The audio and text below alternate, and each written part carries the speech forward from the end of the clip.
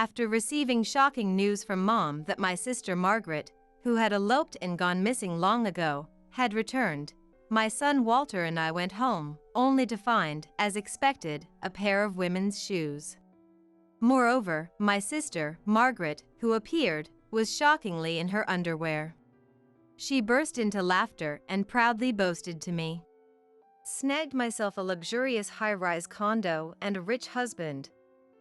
Let the poor slog away at part-time jobs for life. But then a voice came from behind. Too bad. Sleeping pills don't work on me anymore. My husband, Mitchell, said this nonchalantly as he appeared. So you thought you could create a fait accompli with me? He started laughing. And to what end, I wonder? You know all the houses belongs to Sabrina, right? Yes, the high-rise condo we currently live in is mine. It was something I acquired through inheritance from my previous husband. My name is Sabrina Newman.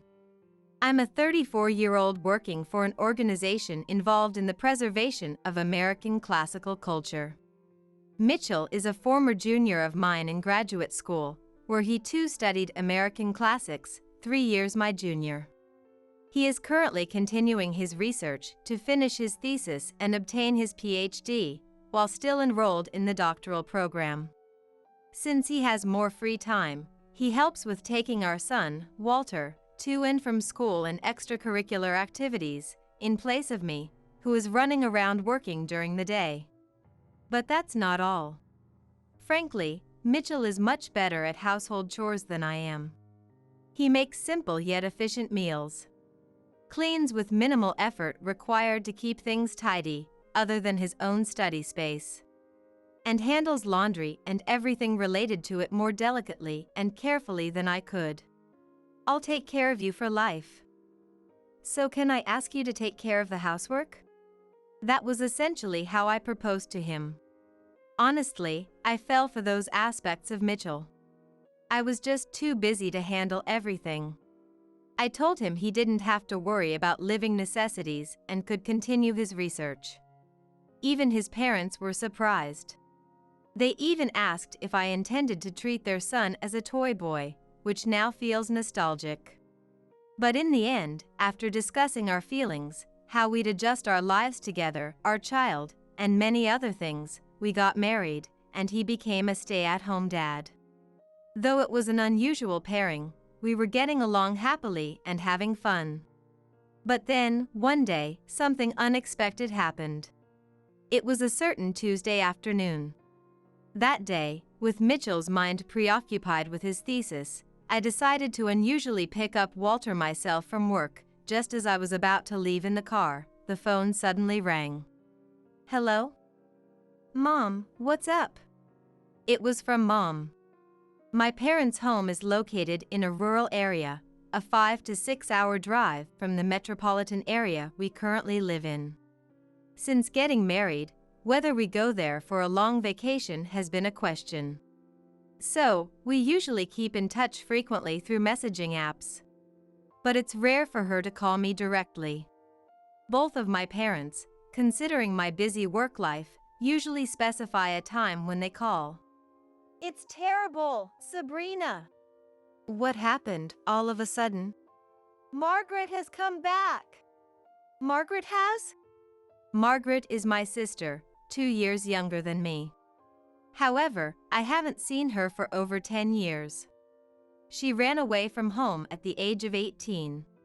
Apparently, her partner's company went bankrupt. Bankrupt? Yes. She kept ringing the doorbell, and when she came in, she said they had incurred a huge amount of debt and her partner had fled in the night. To avoid debt collectors coming after her too, she had someone else sign for her and filed for divorce. Without realizing it, I let out a sigh. And now? I told her she couldn't stay, but she showed up anyway, and she even left her daughter with us. What? She left her behind? Yes. The girl was so small, I asked her age and was really surprised. So, what surprised you? Well, when she arrived, I thought she was still in kindergarten. but turns out she's just 1 year younger than Walt. What? A year younger than Walter, who's 9? If that's the case, she should be in her 2nd year of elementary school. Yet, to look like a kindergartner. Hey Mom, is she really that small? She's not only small, but also extremely thin.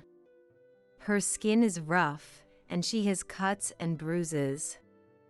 I've given her some snacks and let her take a shower, but she seems very uncomfortable. The voice of Mom speaking sounded like she was holding back tears, as if she might break down at any moment. But this had to be asked. Mom, you wouldn't kick her out, would you? What are you saying? Of course not. No matter how terrible Margaret may be as a parent, this child is our granddaughter. Ah, her clothes are all torn. That's a relief. So, Mom, where did Margaret go after leaving the child? That was something I had to ask. She's headed your way, Sabrina. Why to my place? Apparently, before coming to us, she had gone to see some old acquaintances. And somehow, she was told that you married a rich man. I instinctively placed my hand on my forehead. Whoever it is, giving partial information can cause trouble. Did that person give her our address? No, but it seems she got your work-related SNS account. Work-related, huh? Can't be helped. My job sometimes requires a certain degree of publicity through SNS. So, Kevin is hurrying over to your house right now. Dad is? So please, hold on until he gets there. Wait, Mom, when did Margaret leave there? Before I could get a response, Mom hung up. It's just past 3 p.m. now. Picking up Walter from school and then taking him to his extracurricular activities, waiting for him to finish, and then doing some shopping. Mitchell has been so absorbed in his work since yesterday that he won't be up for preparing meals tonight or all day tomorrow. So, shopping is definitely necessary. And even if he takes a break from writing, he's likely to sleep through meals. Usually, after staying up for about 3 days, he ends up sleeping for a day and a half. It seems it'll be past 6 p.m. by the time I finish buying ingredients for meals that can be prepared quickly. I was worrying about what will happen next. What? You have a sister? Yes. I see. I decided to explain the situation to Walter in the car after finishing the shopping. Are you surprised? No, well, I figure since it's our family, there must be a lot going on. Walter, being 9 years old and in the 3rd grade of elementary school, is quite perceptive and somewhat mature for his age. Our family being somewhat unconventional, he quickly understands situations when explained. I suppose he takes after his father in that regard. When I was a child, my interactions with my sis were much more simplistic, often involving loud arguments. Walter, in contrast, is calm and thoughtful. Almost worryingly so. Well, yes, there's a lot going on. Like what? Where should I start? There are things that can be shared with a child and things that cannot. You know the house where we used to live, right? Yeah, near Grandpa and Grandma's place.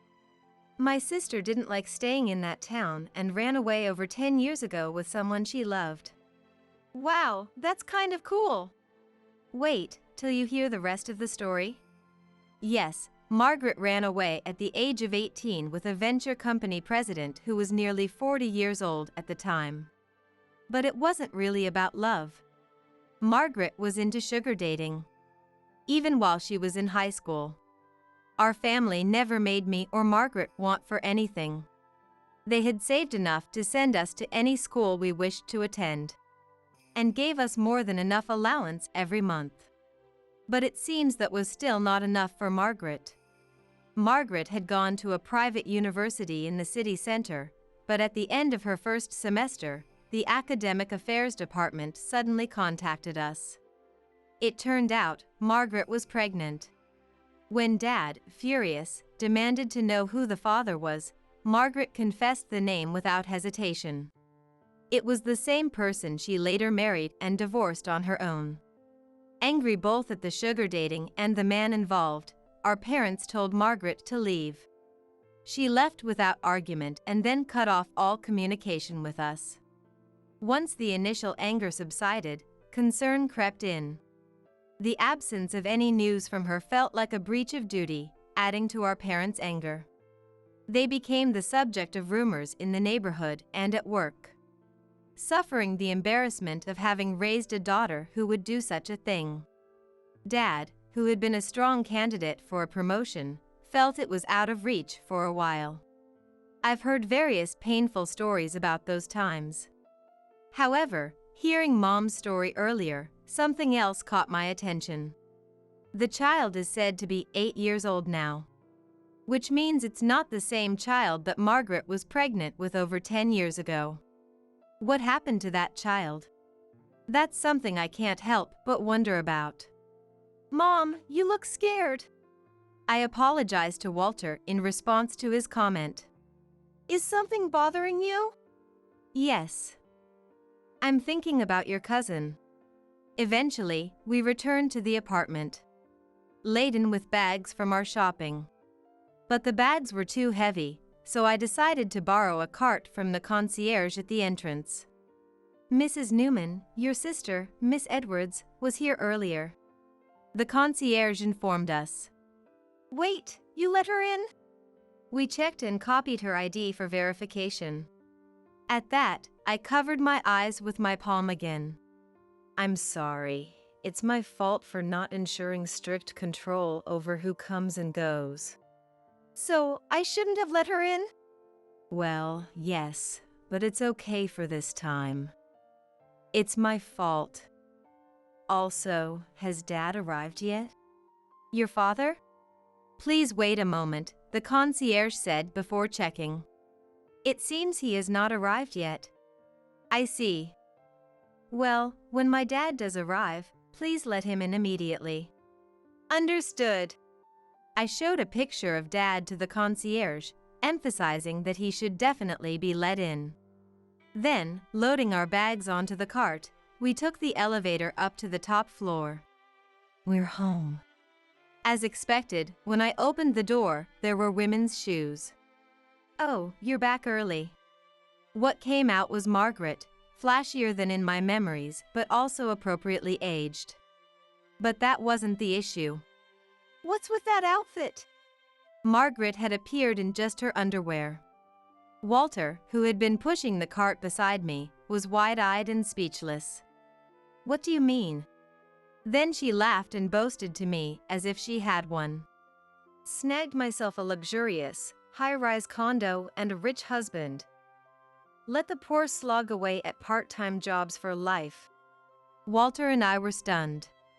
But then a voice came from behind her. Too bad. Sleeping pills don't work on me anymore. Margaret's backdrop changed as Mitchell appeared, wearing a shirt over his bare skin. His disheveled hair and the way he came rubbing his head, juxtaposed with Margaret's state, could mistakenly suggest a scenario had occurred between them. However, such a thought didn't cross my mind at all. That's impossible for him. I had that confidence. Ah, great. Her messing around with stuff like that broke my concentration. Seriously. Wait, what do you mean it didn't work? You knew about the sleeping pills.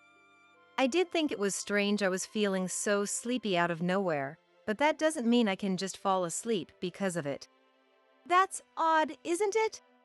Ignoring Margaret, Mitchell turned to Walter. Walter, you went shopping for us? Thank you. Yeah, Dad, help me put things away. Saying so, Walter pushed the cart inside. Okay, Mitchell said, pushing the cart with Walter to the kitchen. As they moved, he muttered, both annoyed and deliberately. I heard from Sabrina that she had a sister, so I thought there might be something up. But to be drugged upon first meeting?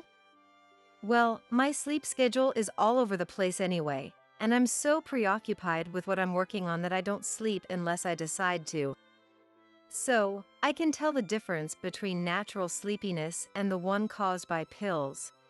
Margaret's expression turned even more sour, hearing Mitchell's words. I figured you were up to something, so I just played along and pretended to be asleep. But really, what are you doing? Mitchell spoke in a calm, matter-of-fact manner.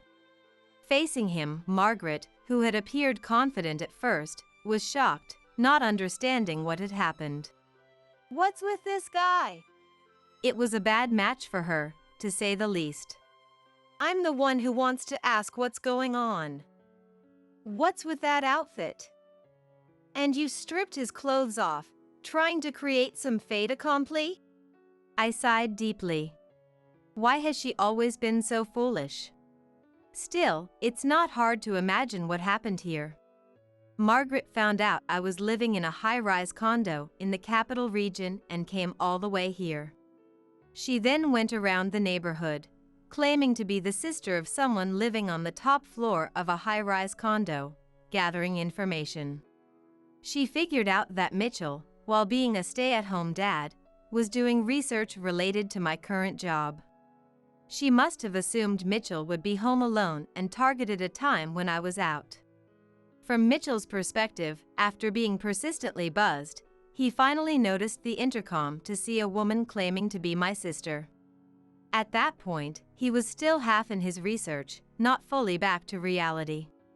From Margaret's perspective, a seemingly unkempt man in almost indoor clothing answered the door. She probably thought, "Wow, he's young. Did Sabrina manage to snag a younger, intellectual guy who owns a high-rise condo?"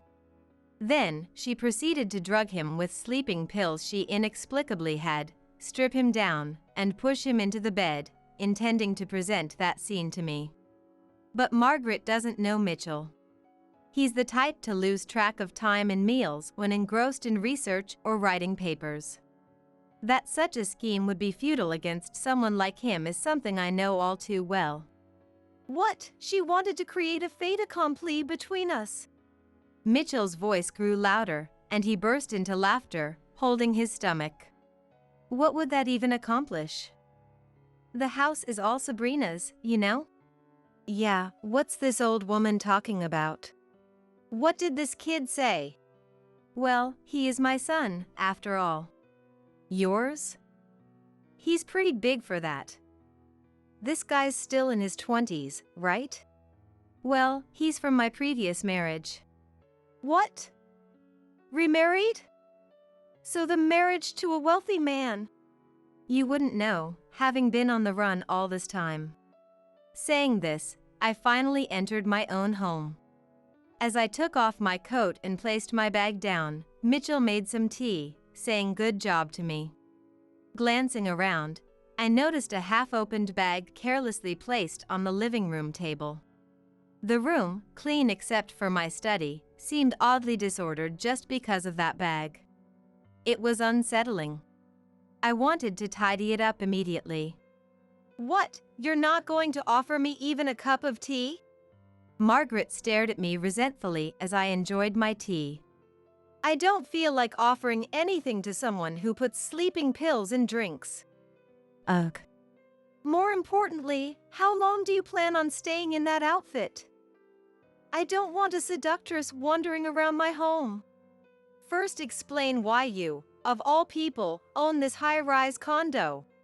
Why can Margaret never keep up with a conversation?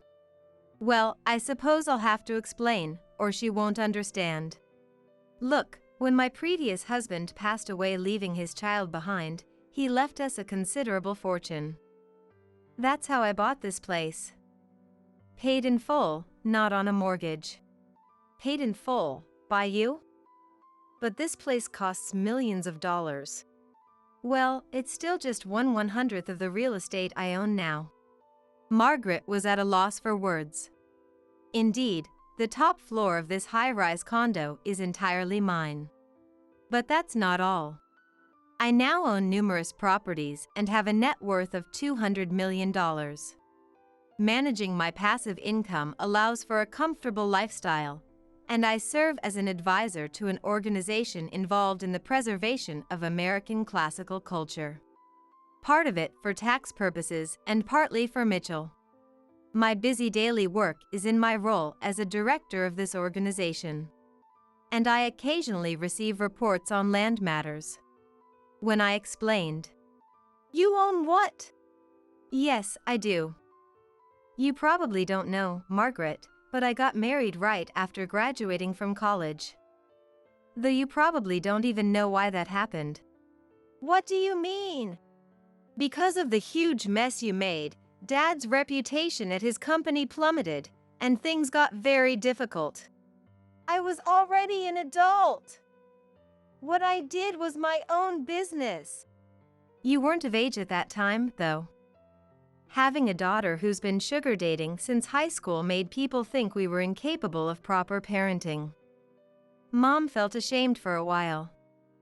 Then, I happened to get a marriage proposal. From the Anderson family." "The Anderson family?" "Yes, the so-called lords of our local area, that family." "What? You married into that noble family?" I sighed. Then Mitchell, "Let's go over there for a bit," took Walter aside, saying so. Walter, understanding it was an adult conversation, complied. "So what? You married into that family?" "Yes, but not to the person you're thinking of. I married the elder brother, the next in line." "That bedridden, good-for-nothing, considered the family's burden by the Andersons?" "Yes, him. Indeed, my ex-husband was described that way. He has been weak since birth, has hardly ever gone to school, and was always in the presence of a doctor. That's why he was said to be the baggage of that famous family. But that was merely the external perspective. His parents and the brother-in-law, the heir, did not think of him that way. Everyone loved him, a man without desires, for his kindness. It was he who, having happened to see me during one of my hospital visits, fell for me. The Anderson family themselves came to our home to request my hand in marriage for their son, who had never asked for anything else before, bowing their heads to me, who was more than a decade younger. To slightly ease my parents' social standing, I married at the age of 22. My ex-husband passed away while Walter was still in my womb. Even this pregnancy was through artificial insemination. He simply didn't have the strength to father a child naturally. It was my parents-in-law wish to have a grandchild if possible. And for the sake of my kind ex-husband, I agreed. He was able to watch my belly grow but passed away without seeing his child's face, leaving only a name behind. After becoming a young widow, my in-laws thanked me for everything and, following his will, left me his inheritance. However, some relatives eyed the considerable inheritance that suddenly came to me like hyenas. Therefore, when Walter was about to enter kindergarten, I moved to a secure high-rise condo in the city center. After further explaining this, Margaret reacted. "Yeah, right." She shook her head and hands, exclaiming, "You expect me to believe such a stroke of luck story?" Her face was filled with utter disbelief as she shouted at me. "Well, it's your choice to believe it or not." "Then what about that man now? You got such an inheritance and you're allowed to remarry." I was allowed. Though, I didn't really need permission. Still, I consulted them out of guilt for such wonderful in-laws. They said they were sorry that I had to spend the best years of my youth caring for an ill person and going through a pregnancy via artificial insemination. "That's more than enough with such an inheritance." They said time and life cannot be bought with money. My kind in-laws, who had lost their beloved son to illness, understood these two values very well. Likely because they were wealthy. After moving to the city, my life differed from when I was with my in-laws. I was exhausted from single-handedly raising a child. That's when I reunited with Mitchell, a junior from my college days who had admired me. He became a great help to me, overwhelmed as I was. Gradually, Walter grew attached to him, and I began to think it would be nice if Mitchell stayed with us, leading me to propose. My in-laws described Mitchell as harmless and seemingly uninterested in anything but his studies. Their support, rather than opposition, to our marriage might also have served as a deterrent to relatives who were keen on pushing their candidates for remarriage onto me, thinking they could control the inheritance. So, you get to have all the good fortune. Just as Margaret began to speak, my mobile phone rang. The call at this time meant, "Ah." I switched the phone to speaker mode after answering. Hello, Sabrina. I hadn't heard back from you for a while. Are you okay? Margaret groaned on the spot. Mom, I'm fine, really. Good to hear. By the way, I just heard a noise like a frog being squashed. Is Margaret there by any chance? Yes, she is. I looked at Margaret with a full smile. Mom? How did you know I'm here? You've always been the type to forget what you said after just taking 3 steps. Didn't you tell me you were going to Sabrina's? That's awful. How can you treat your daughters so differently? Margaret shouted angrily at the mobile phone. What?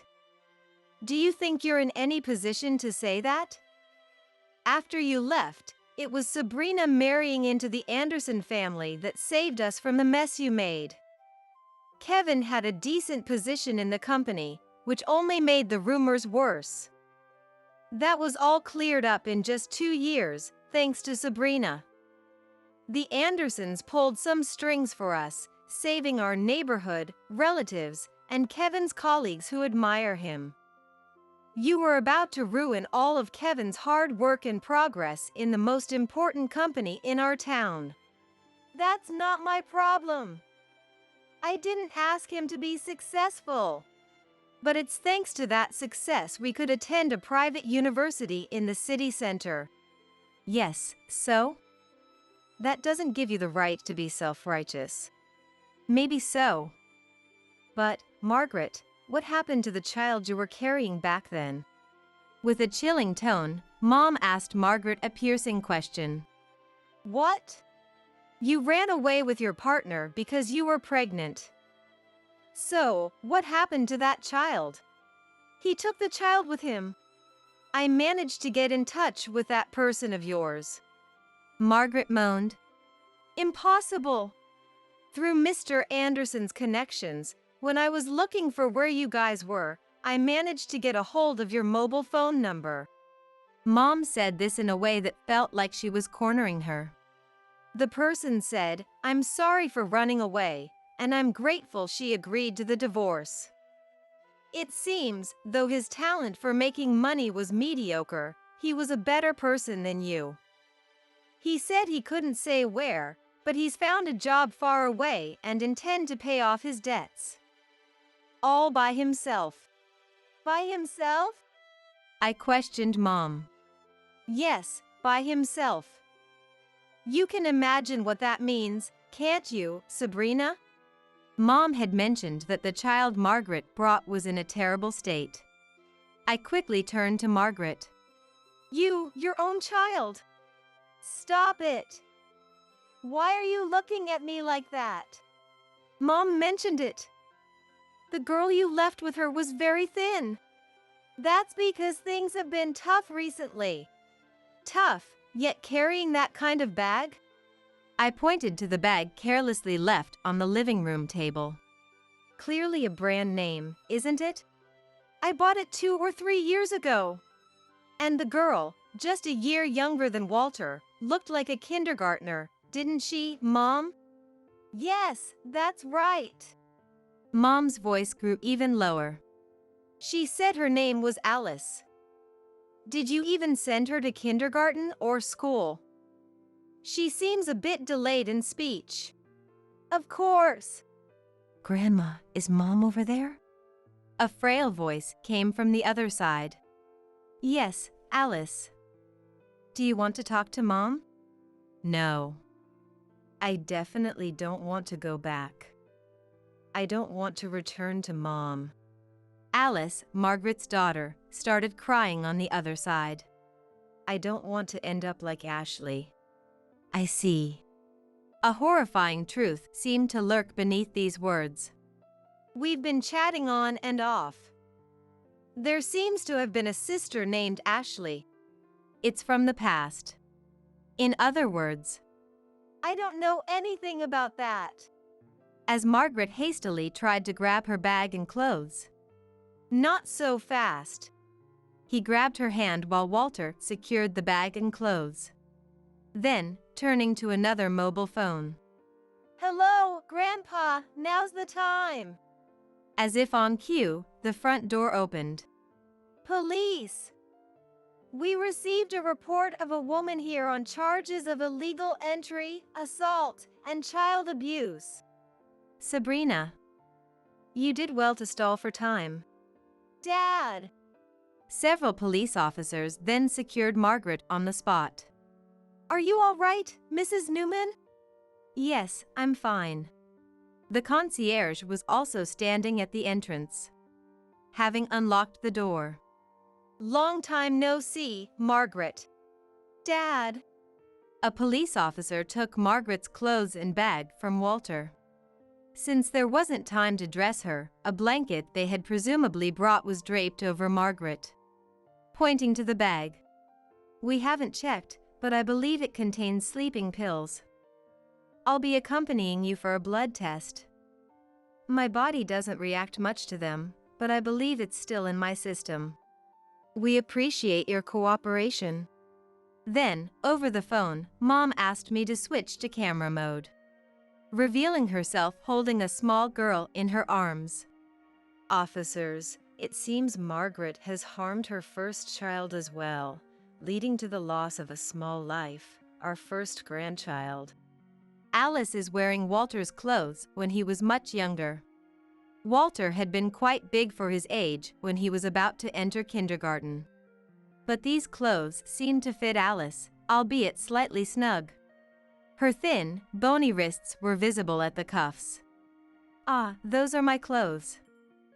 Hi, are you Alice? Walter gently spoke to his cousin through the screen, displaying the kindness inherited from his biological father. Yes, who's this? I'm Walter. Your cousin.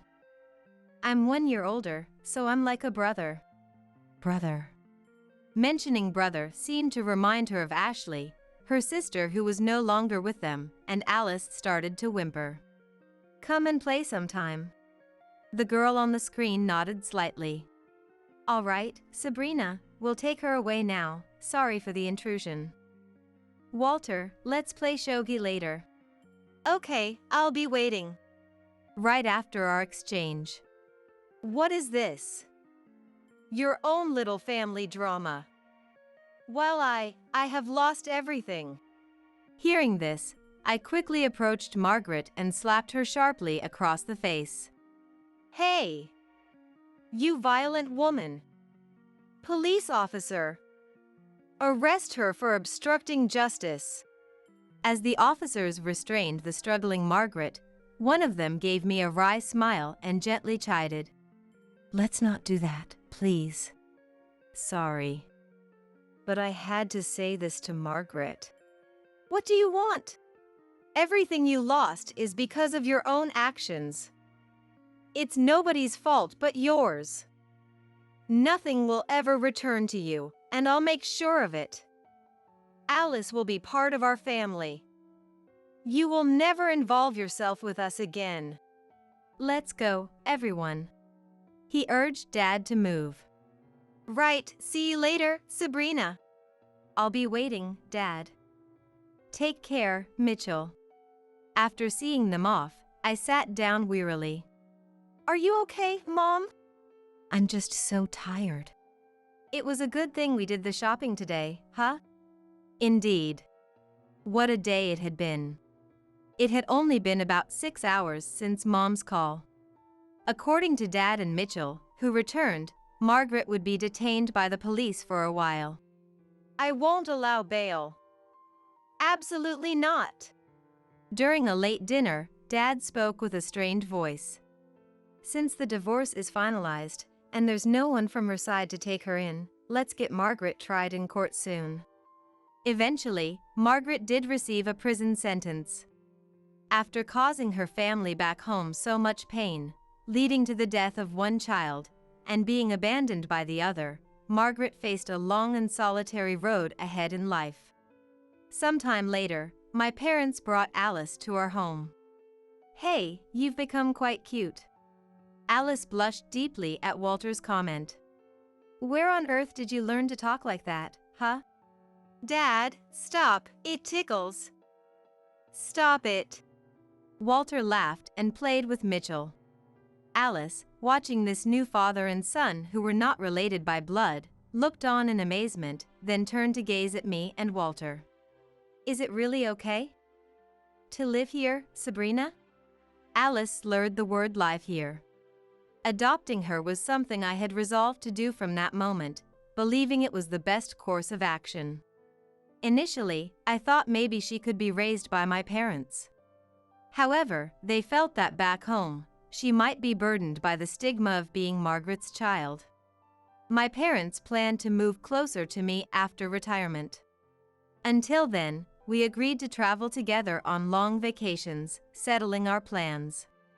Alice seemed to be a bit behind in her studies, making it difficult for her to attend the same school as Walter. Still, we could offer her a much more comfortable life than before. With the source of our troubles gone, all we needed to do was to take our time and work towards happiness. We had plenty of time ahead of us. "Where are you? Come back home now. The house is a mess." "Excuse me? Who's this? I don't recognize your voice, and I don't know what you're talking about." I'm Sylvia. I've been a housewife for 3 years since marrying Zach. I like cooking, and I even have a chef's license. I occasionally hold cooking classes using this license, and the classes have become quite popular. Zach is friendly to those around him, but his attitude at home is cold. Zach and I met through a mutual friend and got married after dating for 2 years. Both our families and friends congratulated us, and we were able to have a very memorable wedding. However, since getting married, Zach has become more distant with me, and he would make horrible remarks, leaving me distressed. "What do you want for dinner tonight?" "Anything's fine." After breakfast, Zach gave a curt reply and headed to the entrance with his bag. "I see. Oh, are you going to work now? Have a good day." Even when I saw him off at the entrance, he would leave without turning back. Did I do something wrong? I would always think about this while cleaning up after breakfast, but time would pass by without an answer. I would finish most of the housework in the morning and start preparing for the cooking class in the afternoon. Holding a cooking class using my qualifications is one of my hobbies, and all the students are lovely people. Today's menu is homemade cheesecake, and I'm planning to make several variations like pistachio and chocolate. Ah, I forgot to buy it. I still have time to go shopping if I leave now. I quickly got ready and headed out for some last-minute shopping.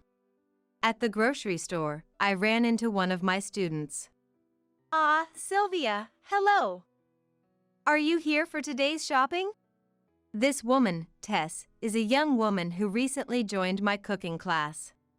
But perhaps because of her friendly nature, she's adored by the other students like a younger sister. "Hello. Yes, I forgot to buy something and rushed here." Is that so? Let me help you. Would it be all right if I come over to your place with you after this? "Thank you. Yes, let's go back home together." "Awesome." Tess and I finished our shopping and went back home. Afterward, she helped me with the preparations, and we waited for the other students to arrive. In the meantime, we chatted about trivial things and I even gave her advice on her love life. "My boyfriend is older than me, and we've been dating for over a year, but he's never taken me to his place. I was feeling insecure, but there was no point in doubting him, so I decided to wait for him to invite me. I realized worrying is a waste of time. I understand. I've had my own worries about Zach, but thinking about it doesn't lead to any conclusions, and I'd rather not dwell on it. Right? It feels more beneficial to do something enjoyable in the meantime. Indeed. Thank you. I've been a bit troubled lately, but talking to you has cheered me up. Sighing, I said this, and Tess looked worried for a moment, but then smiled and cheered me up. Meanwhile, the students arrived one by one, and once everyone was there, we started the cooking class. I'm home. That evening, while I was preparing dinner, I noticed Zach had come back and went to the entrance to greet him. Welcome home. Dinner's ready. Okay. He muttered and went to the bathroom loosening his tie. Not this again. I sighed, but remembering my conversation with Tess, I cheered myself up, telling myself that everything was okay. If you're going to shower, I'll bring you a change of clothes. Please put your laundry in the basket. I know that without you telling me. Leave me alone. All right, sorry. Are we stuck in a rut? His response that he gave me without even looking me in the eye still made me feel lonely. During the meal, we were silent, and he was always looking at the TV or his phone. How's work been going? Is everything good? Yes. I made cheesecake in today's cooking class. Want some after dinner? No. By the way, I was thinking of looking at some furniture this weekend. Want to come with me? I have work. Lately, our mealtime conversations have been like this, lacking any spark. Seeing as we were sitting at the same table, I wish we could have even trivial conversations. The lack of conversation makes it harder to understand Zach's thoughts, adding to my anxiety. About the next cooking class. As I began to say, Zach slammed his fork down. Hey, you're so noisy that I can't hear the TV. Are you trying to annoy me on purpose? His clearly irritable remark made me a bit nervous. Who do you think allows you to run a cooking class when you're only good for housework? I'm tired from work and just want some peace at home, so can't you keep quiet? I was shocked by the words he said as he was glaring at me, but I chose to stay silent to avoid provoking him any further. It was even more hurtful to me that he was glaring at me the first moment our eyes met today. Good. Don't talk to me. After that, we had our meal in silence. I couldn't enjoy the dishes that I had taken time to prepare, and time seemed to drag on. A month later, Zach had stopped speaking altogether. He even stopped saying good morning. And he ignored me when I spoke to him. At this point, I desperately wanted to know the reason, but was too scared to ask. Good morning. Breakfast is ready. I kept talking to Zach even though I knew I'd be ignored. Maybe he was stressed from something at work. Perhaps he was just lashing out at me because of that stress. I desperately wanted to think positively, hoping maybe this was his way of showing his dependency on me. Otherwise, I felt like my heart would break. I had cooking class today, but I burnt some food. So I had to remake it. Oh, by the way, our neighbor had her baby safely. I was thinking of getting her a gift soon. Any ideas what would be good?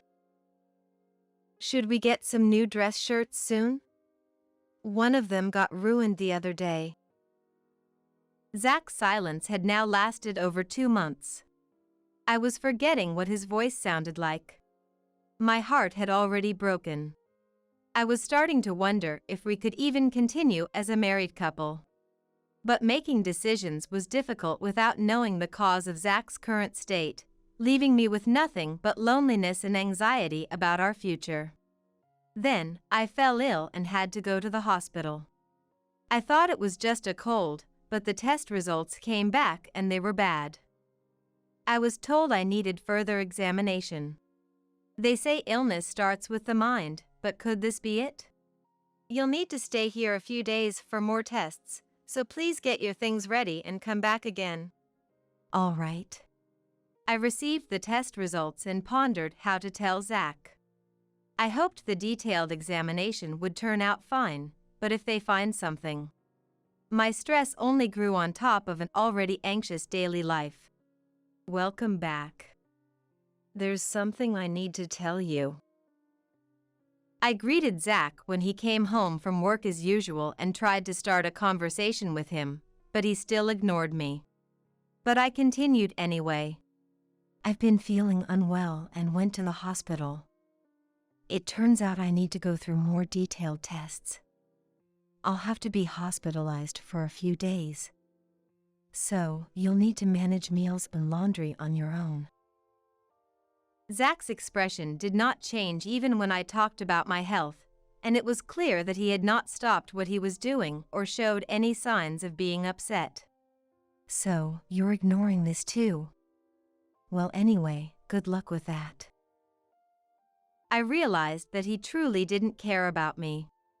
I had hoped that talking about my health might make him a bit worried, but I was naive.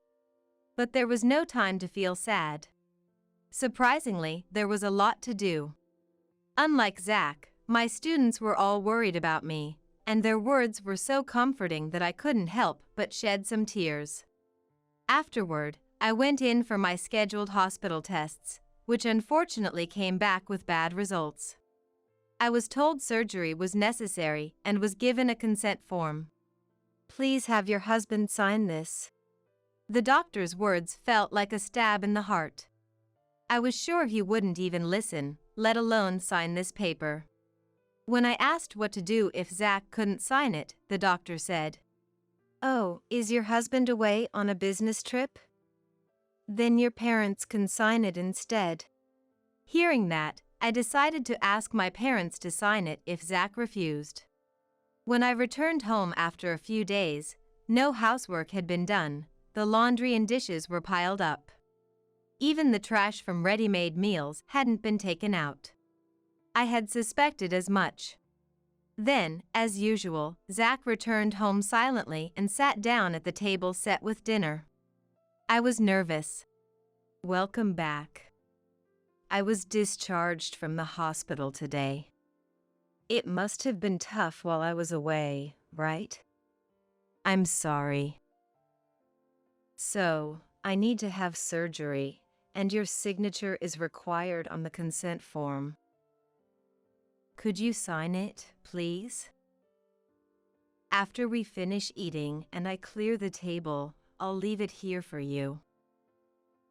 As expected, he kept ignoring me. Feeling frustrated that there was not the slightest sign of concern when he heard about his own wife needing surgery, I decided to take the plunge and ask him why he was behaving like this. Why are you ignoring me? Did I do something wrong?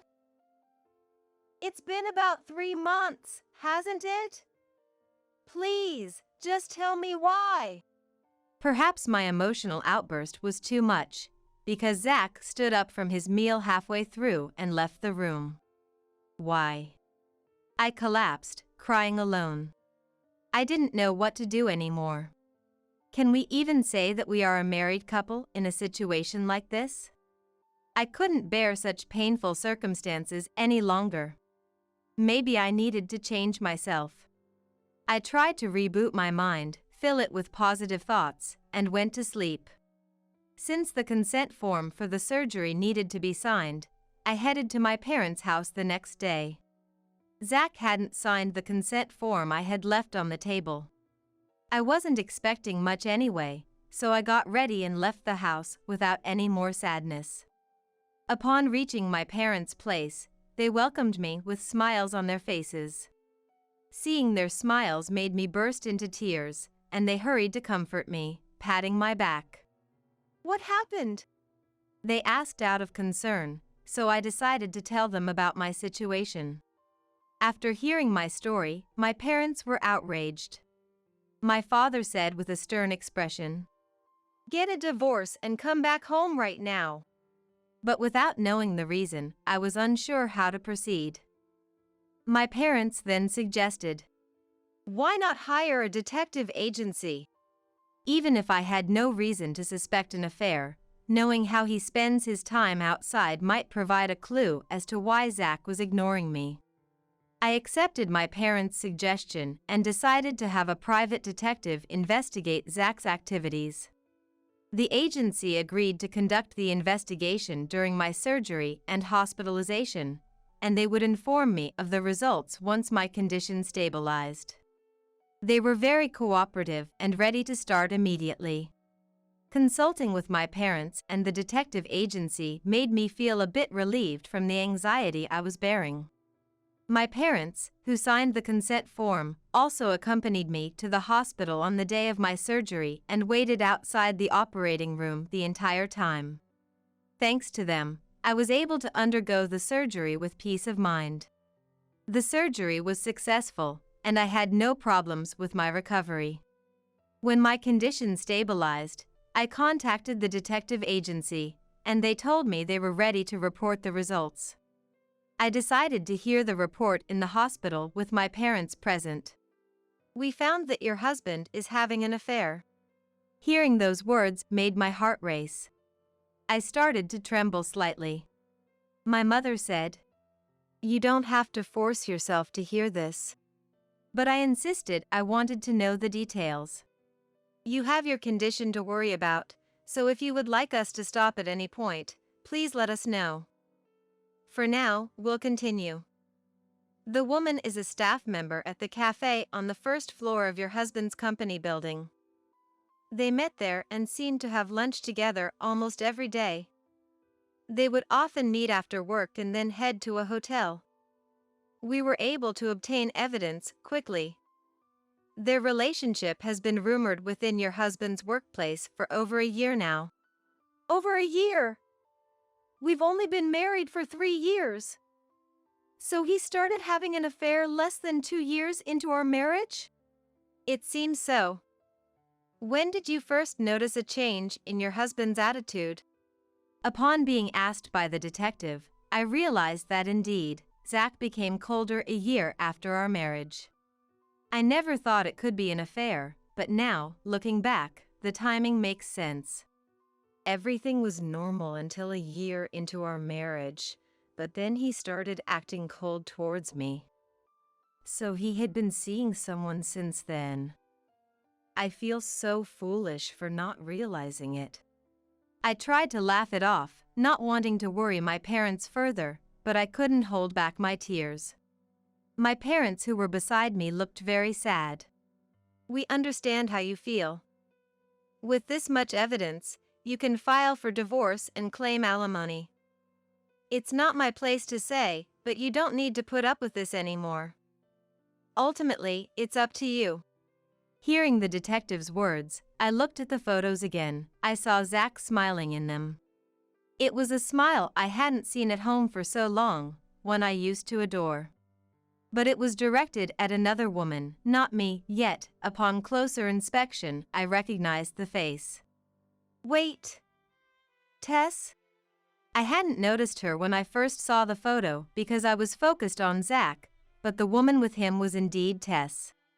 "You've got to be kidding. Wait, you know this woman?" Yes. She's a student in my cooking class. I had no idea Tess was Zach's mistress. "So, you knew her. It breaks my heart to deliver such cruel news. But, it seems this woman didn't know your husband was married. She didn't know she was the mistress." Hearing this, I remembered Tess's confidences to me. Come to think of it, Tess had confided in me that her boyfriend never took her to his place. Well, that makes sense. He couldn't take her home because he's married. We did some digging on her, and she has a good reputation. We didn't realize she was acquainted with you, as your cooking class was closed during our investigation. What are you going to do?" I found it hard to believe Tess would engage in an affair and felt the need to talk to her. If she was aware of this and was having this relationship regardless, I wanted to hold her accountable. Whether Tess knew or not, I had already decided what to do about Zach. I'm going to divorce Zach. I want to do it right now. And I want to talk to Tess. I'll decide how to deal with her after our conversation. My parents agreed with my decision, urging me to come back home right away. The detective also offered a supportive smile, saying they would help however they could. I felt I had allies. This solidified my resolve. After being discharged, I waited until Zach was at work to pack my things. The house was in a terrible mess after my long absence. But that no longer mattered to me. I packed the essentials, left the filled-out divorce papers on the table, and left the house. I got into my parents' car, which was waiting outside, and went back to their home. 2 weeks later, Zach called. Seeing his name on my phone, my heart raced, and my hands shook, but my decision to divorce was unwavering, so I answered. Hello? Where are you? Come back home now. The house is a mess. Zach's voice, which I hadn't heard in a while, was rough. Excuse me? Who's this? I don't recognize your voice, and I don't know what you're talking about. Zach seemed even more infuriated by my response. Don't mess with me. Leaving divorce papers like that. I'm busy right now, so please don't bother me. Are you making a fool of me? Come back and clean up this place. I don't know who this is, so I'll be hanging up now. I immediately ended the call. I used to want to talk with him and hear his voice, but now even the sound of his voice was repulsive. After hanging up on Zach, I exhaled deeply, relieved. At that moment, my mom knocked on the door and, with a smile, suggested we have some tea. While having tea with my parents, the landline rang, and it was Zach again. Oh, Zach, it's been a while. What's the matter? That's what mothers are for. She was calm as ever. My father was beside her looking furious. Vanessa, it's been a while. Is Sylvia there by any chance? Yes, she's here. I thought so. Actually, Sylvia left divorce papers and left. I'd like to talk with her, but it's not working out. Could you ask her to come back home? Yes, I know about the divorce papers. Could you sign them and submit them? What? What are you talking about? I don't want a divorce. And Sylvia is the one at fault here. She left without getting any housework done. Don't you think she's a failure as a housewife? Not at all. But if you think so, that's a good enough reason to sign the divorce papers, isn't it? Well, if she would just come back and take care of the house, I'd give her another chance. You're rotten to the core. Excuse me? Vanessa? From what you're saying, it sounds like you just need someone to do the household chores, right? Then why don't you hire a housekeeper? What were you thinking, not signing the consent form for surgery, not being there for the procedure, and not visiting her at all during her stay? A husband who doesn't support his wife during hard times is not even a husband, he's a disgusting human being. It's because I was busy with work. No, it's because you found it bothersome, right? And now, because there's no one to do the chores, your house has turned into a garbage dump, and that's why you're looking for Sylvia? Sylvia isn't a maid. Enough is enough. Hey, you! How dare you call us? Anton. Letting my daughter marry you was the biggest mistake of my life. What do you think my daughter is? Just submit the divorce papers already. and never come near my daughter again. Got it? My father seemed unable to contain his anger any longer, and my mother had to forcibly take the phone away from him as he yelled. Then he slammed down the receiver with such force that it looked like it might break. Anton! You're going to break the phone! Oh, sorry. I got carried away. Watching my parents' interaction, I couldn't help but laugh. After that, Zach called many times. Just seeing his name on the phone display made me sick. Hello? It's me. When are you coming back? He must have forgotten the conversation with my parents. Zach was contacting me like nothing had happened. Excuse me, who is this? Stop playing around. I'm trying to reach out to you here. Didn't you want to talk to me? The Zach whom I know seems to have lost his ability to speak, so I don't recognize your voice. Besides, I have no interest in talking to such a person anyway. Playing hard to get, huh? I'll talk if you come back now. Hurry up and take care of this place. These words made me understand it again. That Zach was indeed looking down on me. I was seen as a mere housekeeper, not his wife. No need to talk, then you. Enough already. How much more trouble do you want to cause? Keep up this lazy attitude, and I'll really divorce you. You depend on me too much to get by without me. I'm glad to hear you're willing to agree to the divorce. I realized I couldn't harbor any affection for Zach anymore. I just wanted the divorce to be finalized as soon as possible. What? Have you finally lost your mind?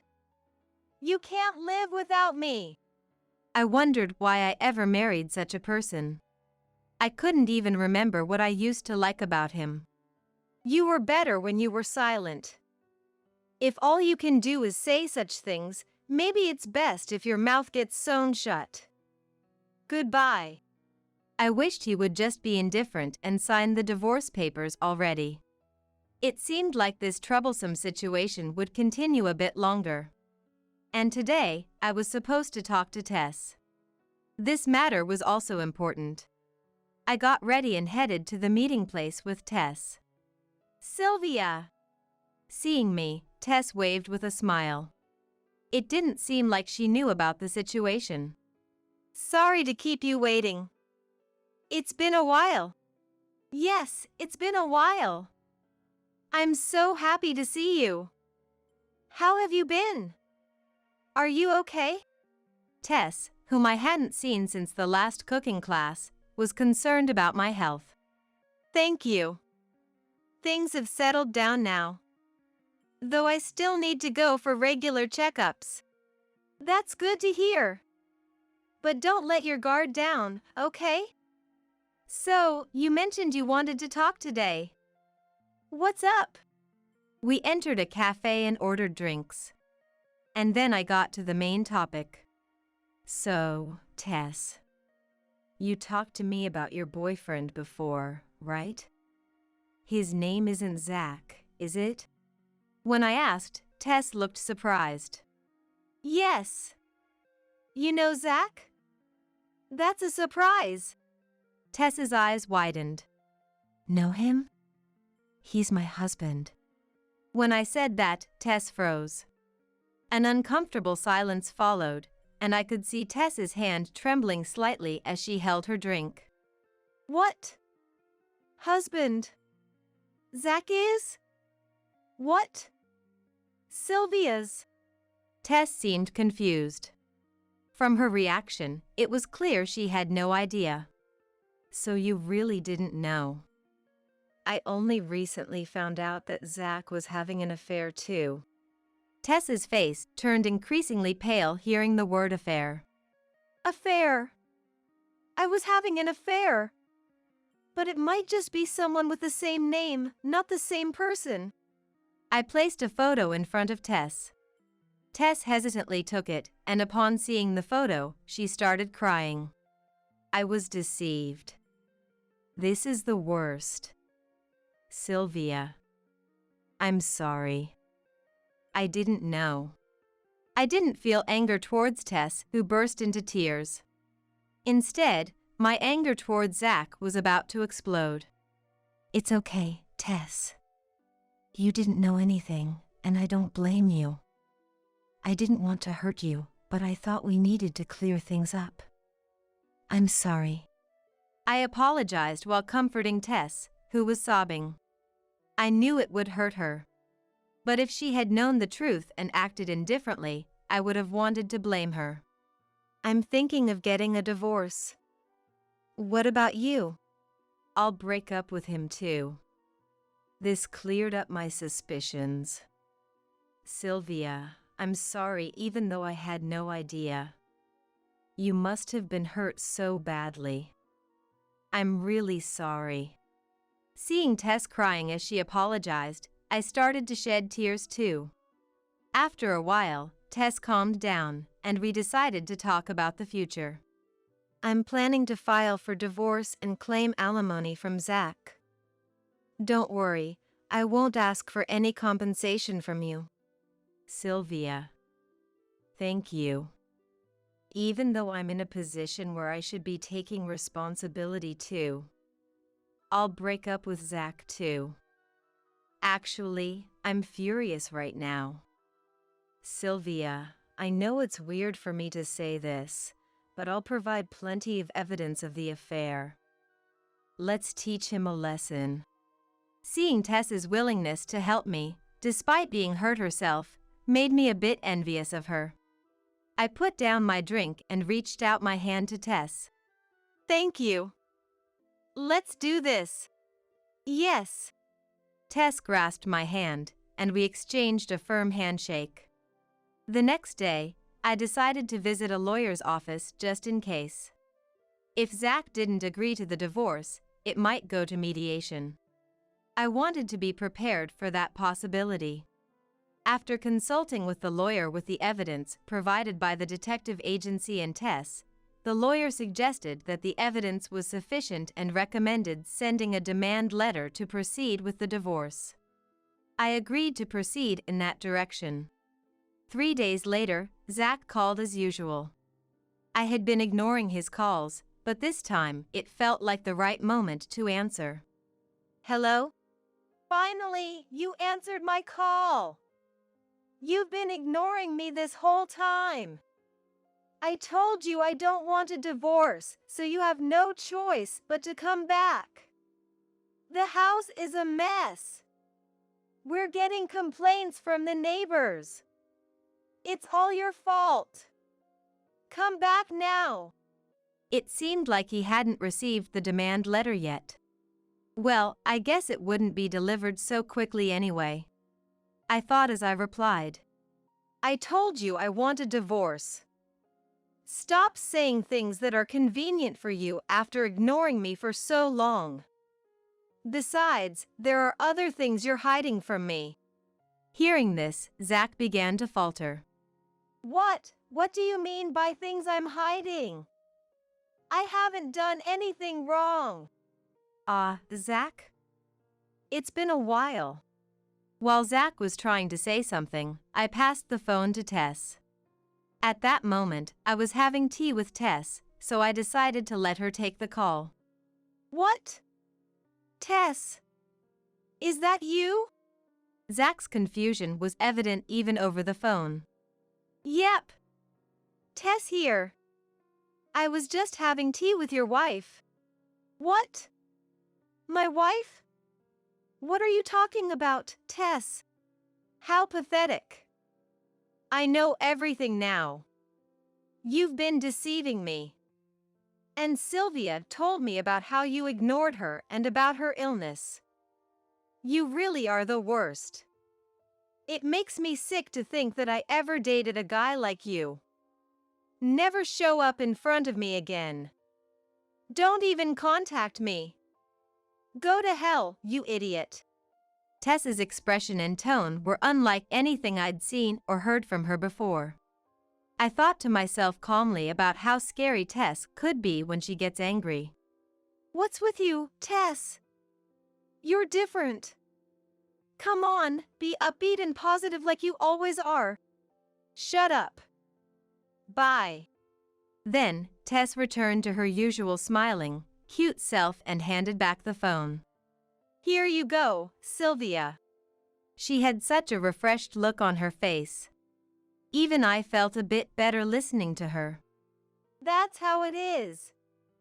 You understand, right? My lawyer should be in touch with you soon. Hearing this, Zach's voice trembled, unable to hide his panic. Your lawyer? No, you got it all wrong, Sylvia. Tess was just, well, a fling. You know, men often cheat. It was just something I tried out. Obviously, Sylvia, you're the most important one. And look, I wasn't ignoring you. Oh yeah, I've been having trouble with my hearing, so sometimes I couldn't catch what you were saying, so I might not have heard about the hospital thing or whatever. Tess and I are over now. You're the only one for me, Sylvia. The more I listened, the more repulsed I felt by his words. And his shallow excuses almost made me press the button to end the call. You know what? Being worthy as a man is about having the guts to see things through until the end, and being dependable. This means you, who lack all these qualities, are not even worthy enough to cheat on me. Well, I think anyone who cheats on their partner is a good-for-nothing guy anyway. Oh, don't contact me directly anymore. You'll have to go through my lawyer from now on. I mean, you're really disgusting. I don't want anything to do with you. Goodbye. Wait. I'm sorry. Forgive me. I won't ignore you anymore, and I'll stop cheating on you. He continued saying something, but I had conveyed what needed to be said, so I hung up. I didn't want anything else from him. I looked at Tess, and she was smiling. That was refreshing, wasn't it? Sylvia. Indeed. We're friends, aren't we? Tess seemed on the verge of tears after hearing that. Oh, Sylvia. I'm sorry about all this. I really love you, Sylvia. Even though that man brings me painful memories, I'm grateful I could become friends with you through all this. Tess, who embraced me while saying this, is still adorable to me, like a little sister. I went back home and told my parents what had happened. They seemed relieved. I apologized for making them worried about me, and they told me it's normal for family to worry about each other. After the demand letter was delivered, Zach had no choice but to reluctantly agree to the divorce.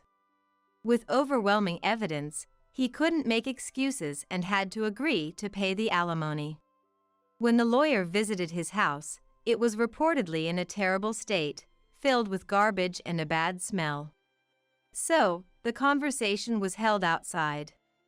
Apparently, there was a neighbor who overheard this, and since she was notorious for being a gossiper, word soon spread in the neighborhood. Zach returned to his parents' house when it became too difficult for him to stay there. Zach's parents contacted me later to apologize, and I learned that Zach had quit his job and spent his days cooped up in his parents' house. As for me, after the divorce was finalized, I reopened my cooking class and am enjoying my life. Tess quit her job at the cafe and decided to open her own shop. It had been a dream of hers for a long time. She even asked me to work with her, and I'm actively considering it. Looking back, I have no idea why I put up with such a life before. Part of me was afraid to make the choice to divorce, but I sometimes think that if I had known how stress-free and happy I would be when I finally did, I would have divorced sooner. Spending time with my parents now brings lots of laughter and joy every day. You're the famous photographer. Are you shooting today? The woman in front of me is staring at me excitedly. We met on the beach during clamming season, and she seems to know that I'm a photographer. Despite her family of 3 playing in the sand, she listens intently to what I have to say. It's a poignant reminder of my early days as a rookie, when people didn't believe I was a photographer and I barely got any assignments. When I tell her that I'm here for a photo shoot, she eagerly volunteers to be the subject. "But could you please not show my child's face?" She says this, pointing to a cute little girl. The girl, about 2 or 3 years old, looks at us with her big, adorable eyes wide open. Of course. "And what about Dad?" When I ask, the father looks pale, glancing around uncertainly and giving vague replies. I guess that's understandable. After all, the dad building a sandcastle with the girl is my husband. My name is Katie. I'm a 30-year-old freelance photographer. For work, I'm often called to school events and weddings in the neighborhood. I capture moments of smiles and friendship, sharing them through my photos. It's not just about taking pictures, but about capturing people's memories and emotions, sharing their happiness.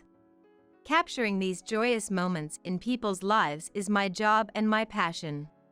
But my life's shutter stopped in an instant due to a certain event. My husband, Galton, was a busy businessman. He was involved in the development of leisure facilities and tourist destinations, traveling all over the country. We couldn't spend much time together because of our busy schedules, but the time we did have was special. Even if it was just a little while, the time and smiles with him were what kept me going. I had no intention of quitting my photography. We'll build our careers while supporting each other. We promised and got married.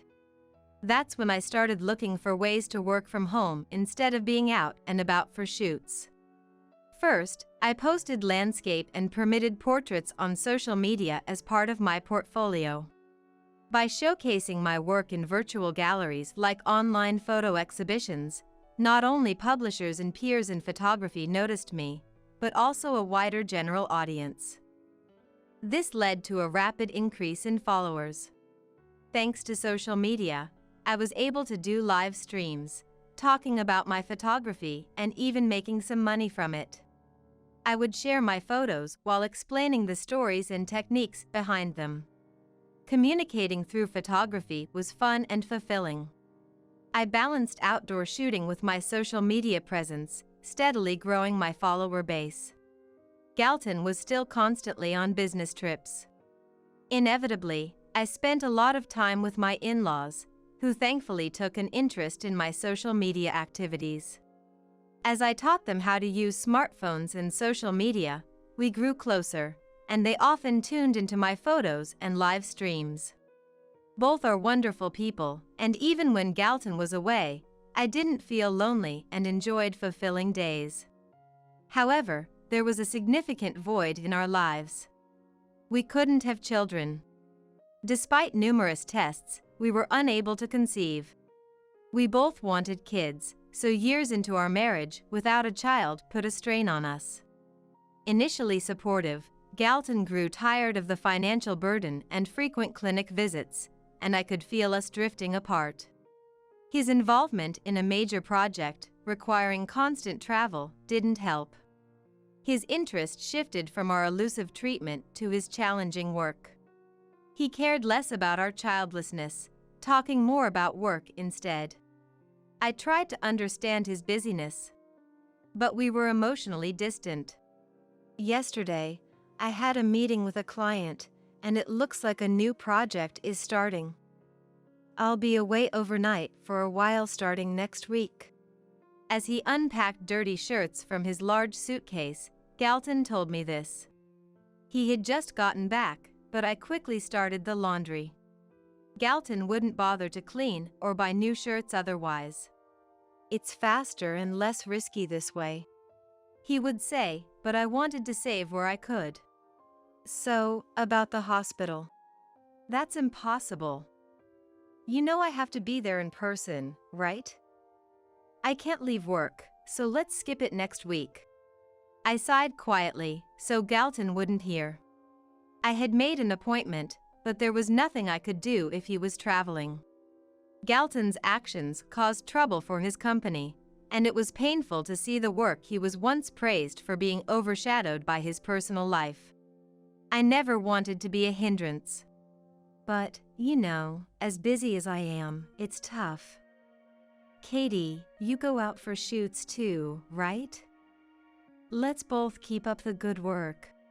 Yeah. Take care of yourself, Galton. I swallowed my words as he casually dismissed the topic. Maybe Galton no longer wanted children. But I was too afraid to ask. Should I accept this silently, or should I bring it up, even indirectly? The uncertainty was unsettling. I was adept at capturing people's joy and sorrow through my camera. Yet now, I was living each day unaware of my own emotions. Slowly, I felt trapped within the frame of my own photographs. One day, a fine white envelope with the logo of a famous resort company arrived at the house. It didn't seem like just any direct mail, so I hastily opened it.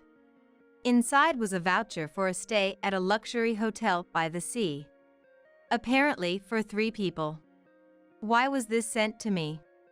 Feeling a stir in my heart, I quickly went to Galton. Galton, this arrived. Do you know anything about it? Of course, I wasn't accusing him of anything.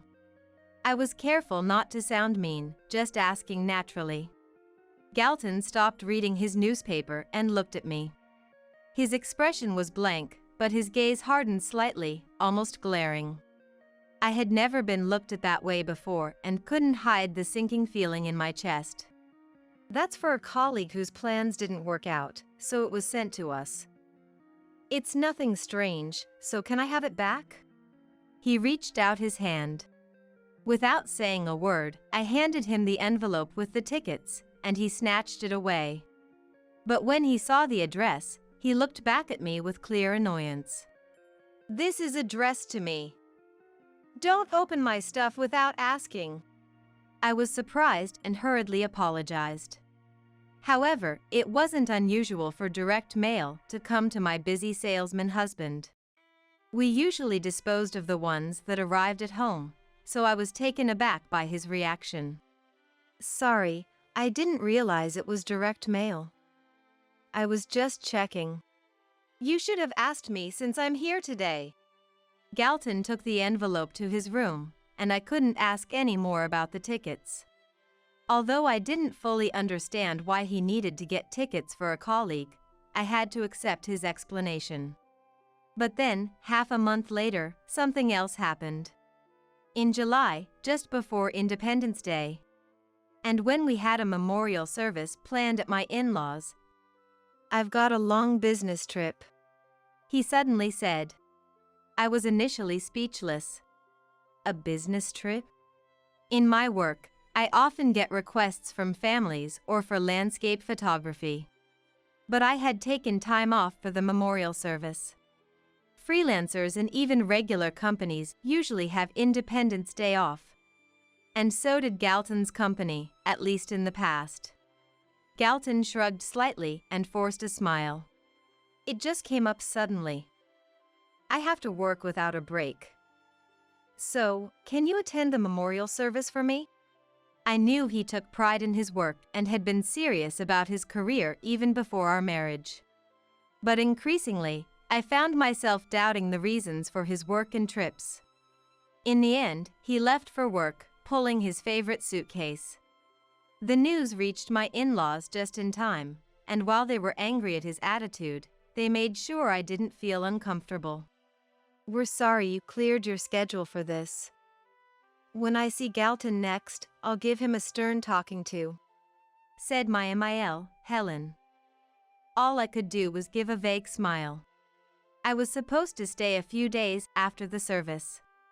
Galton was their only child, and they didn't want me to leave too soon, so I ended up staying as originally planned.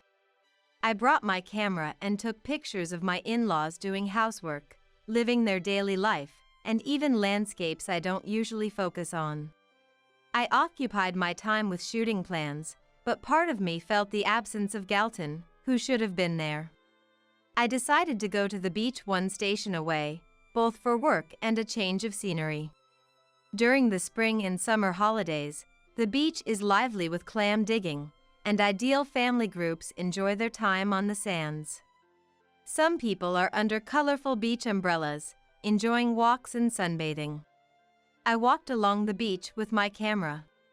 Suddenly, I stopped at the sound of a familiar voice, coming from a family building a sandcastle. I was glad I wasn't holding my camera.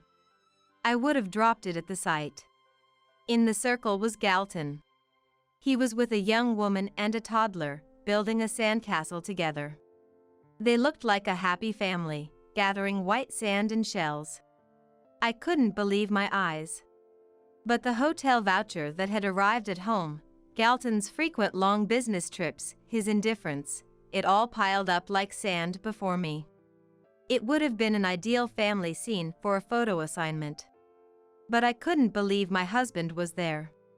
The child between them looked about 2 or 3 years old. About the time I started feeling Galton drifting away. He had another family. Though I wasn't sure if the child was his, my instincts as a wife told me there was a blood connection. I felt as if a glass frame inside me had shattered mercilessly. The frame was supposed to hold our happy, smiling faces as a couple. I steeled myself and approached. Not Galton, but the woman. She was wearing a large straw hat and looked surprised when I suddenly spoke to her. I forced a smile and apologized for the abrupt approach. Then, I handed her my business card, explaining that I was a freelance photographer. The card only had my professional name, but it also included my social media contact. She looked at the card with interest, then started searching for me on her mobile phone. In the background, Galton, clearly aware of me, was frozen, staring at a spot on the beach. "Would you mind if I take a photo of your family? I sometimes do live streams showing photography tips." What? I know Katie. I follow you. You post mobile photography tips, right? She was excited, not knowing my relation to Galton, happy to be approached by a minor celebrity on social media. I was surprised she was a follower, but she was eager, even for a live stream. I hesitantly asked, and before I could finish, "Of course." She was already excitedly agreeing. I felt guilty, like I was deceiving her, but my goal was to document Galton's other family. "Please teach me some photography tips for moms." "Galton, you're okay with it, right?" Galton was caught off guard. Stammering, he tried to avoid looking at me, desperately thinking of an excuse. "We shouldn't, because of the face reveal. I'm a model for brochures, Can you just make sure my child isn't in the frame?" It turned out the other woman, Lisa, was a model I had met through my husband's company's public relations work. Of course, I agreed and adjusted my phone camera to keep the child out of the shot. I quickly set up for a live stream, pretending to teach the mother, with Galton unavoidably in the center of the frame. His forced smile was interpreted positively by viewers, quickly spreading as cute nervous dad. After the stream, I thanked them and left. But within minutes, Galton caught up with me, leaving Lisa and the child behind. I asked him bluntly, "What are you trying to do?" He remained silent, looking annoyed. He probably felt awkward with Lisa and came to me as an escape. I wonder what his intentions were in stopping me. Finally, he spoke heavily. "Katie, understand me. What's there to understand without a proper explanation? It's clear enough if you look." "Look, I couldn't help it. I had a child with her before I could with you. It's fine. Lisa's family is wealthy, she doesn't need me to marry her," Galton confessed, his defiance revealing the truth. It seemed unlikely that a young woman who got pregnant would say something so convenient. Probably, Lisa suspected he was married. I wanted a child. But you couldn't have one. Lisa is nice, and the kid is cute, like her. But it doesn't mean I hate you or don't want to live with you. His contradictory words left me holding my aching head. Apparently, he wanted to maintain the status quo. I won't bother you. This situation is perfect for me. Isn't this good enough? How could it be? I should have argued back. But I was so overwhelmed I lost my voice. In my silence, he sighed in victory and was about to leave. But someone unexpected arrived. It was my in-laws. Galton. Who are that woman and child? My Fael, Nathan, red-faced, confronted him. Galton flinched at their sudden appearance.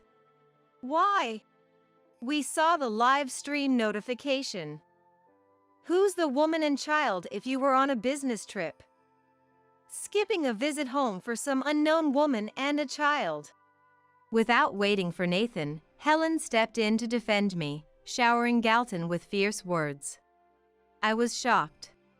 They had seen the live stream and realized something was wrong. They were stunned to see Galton as a husband with an unfamiliar woman and had rushed over. Confronted by his parents, Galton had to confess everything about Lisa and the child. Ungrateful child. He received a strong slap from Helen. Nathan glared at Galton with a look so fierce, I thought he might have punched him if Helen hadn't acted first. My in-laws left Galton behind and came to take me away. Following their apologies and strong encouragement, I decided to divorce. After uncovering evidence of Galton's affair with Lisa, his mistress, the matter was initially settled with a compensation agreement. However, as the divorce proceedings and investigations progressed, various facts came to light. Firstly, it was revealed that Lisa indeed knew Galton was married. Considering she agreed to continue the relationship despite being pregnant, it seemed she had prepared herself for being involved with a married man. Her motivation wasn't just financial, she likely wanted to keep Galton as long as possible. However, she genuinely didn't know that I was his wife and, upon realizing she was following me, blocked all my social media accounts. She angrily started posting on various forums, but this only resulted in more sympathy for me, as she publicly exposed herself as the mistress. It caused trouble in her own family, leading to her being nearly kicked out of her home. Desperately, she even tried to move into my former in-laws' house after I left. But they firmly refused her entry. Next, Galton's secrets began to unravel. During the compensation claim investigations, numerous women and men associated with him came to light. It turned out he had multiple affairs during his business trips, involving repeated liaisons with several women, some of whom were engaged or married. I decided to send out the data from that live stream. A little investigation would reveal that I, his lawful wife, was broadcasting, and the people in the frame were his mistress and their child. As a result, women deceived into thinking he was single, and husbands who felt their wives were stolen, were inflamed with anger and confronted Galton. He found himself facing lawsuits from every direction, with no choice but to accept them all. As more revelations about Galton emerged, Lisa, to everyone's surprise, fled with their child. Clearly out of love, she chose to escape her relationship with him. Lisa's social media uproar eventually settled down, and as her accounts disappeared, I decided to let her go. But considering her nature of boasting about affairs on social media, it was unlikely she would just vanish. True to form, Lisa started using an entirely different account. However, her posts playing the tragic heroine were quickly identified, attracting a wave of criticism. She would delete her account when things got tough, only to reappear under a new one, like a phoenix rising from the ashes.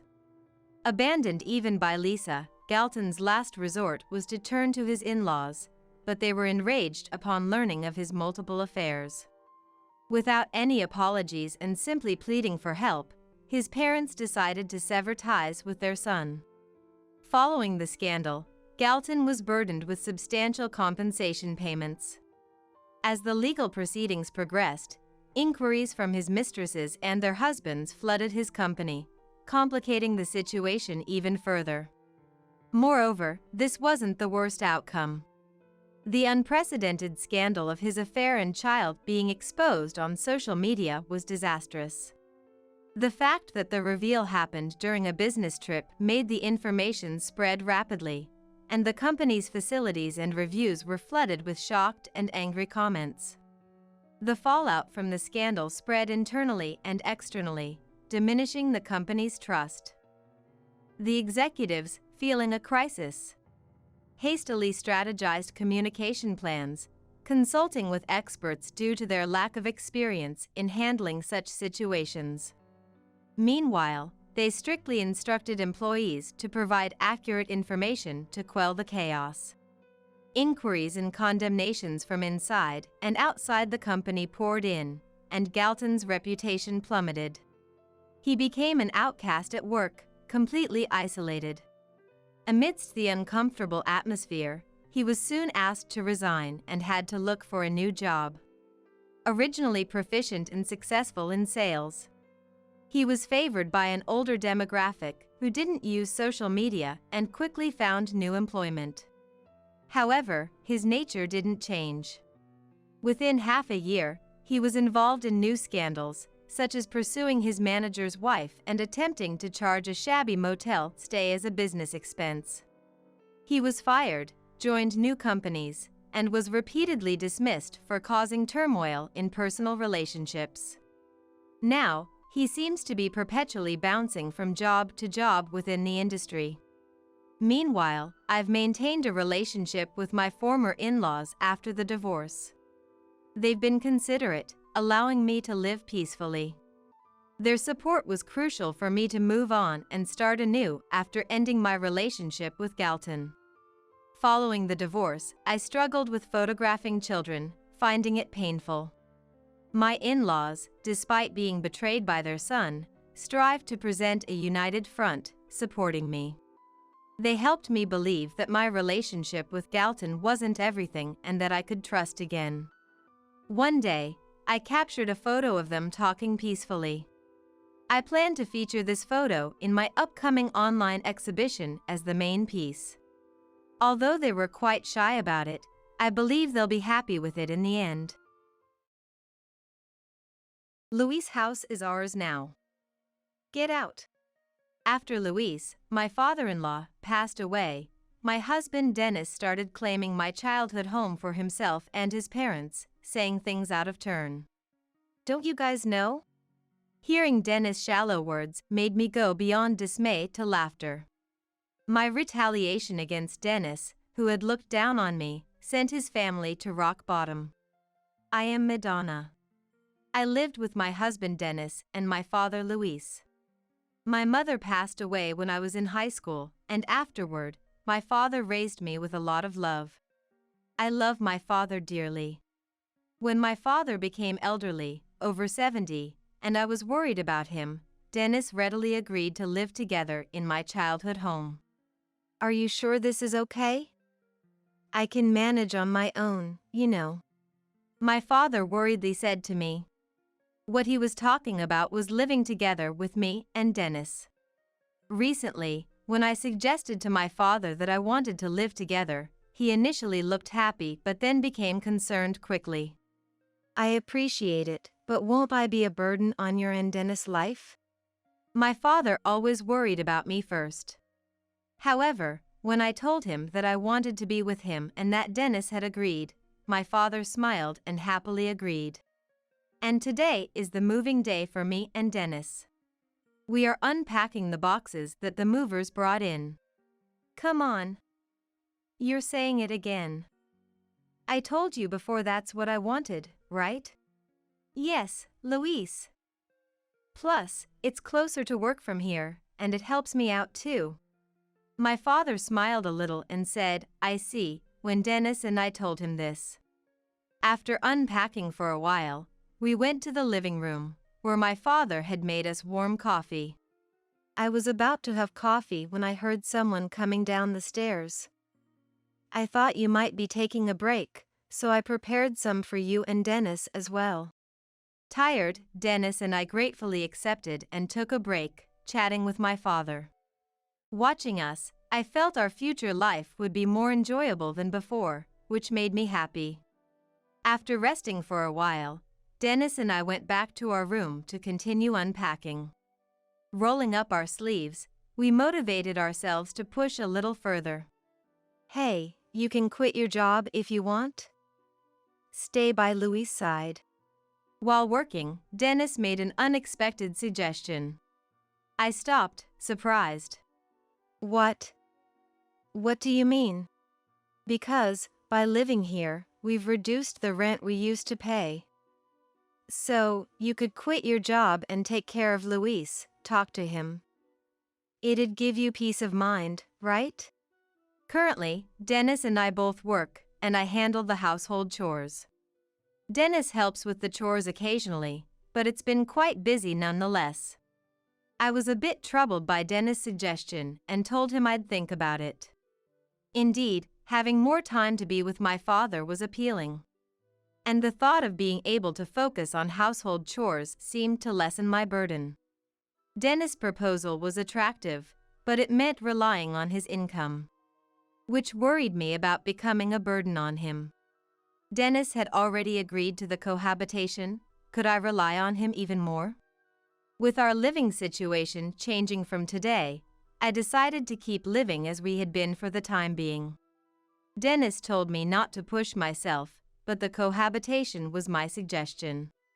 I felt I couldn't always depend on Dennis. A month passed. Hey, maybe you should quit your job for Louis' sake after all? When Dennis suggested this again, I was already considering it might be better. Living together had actually lessened my burden, not increased it. Because my father was helping with the household chores. Thinking of preparing dinner on my way home, I'd find my father had already cooked or cleaned, which seemed to increase his burden instead. Feeling guilty about this situation, I had been contemplating quitting my job. Yeah. Maybe I will. I'm sorry to put the financial burden on you, Dennis. What are you talking about? Don't worry about it. With that, I decided to quit my job.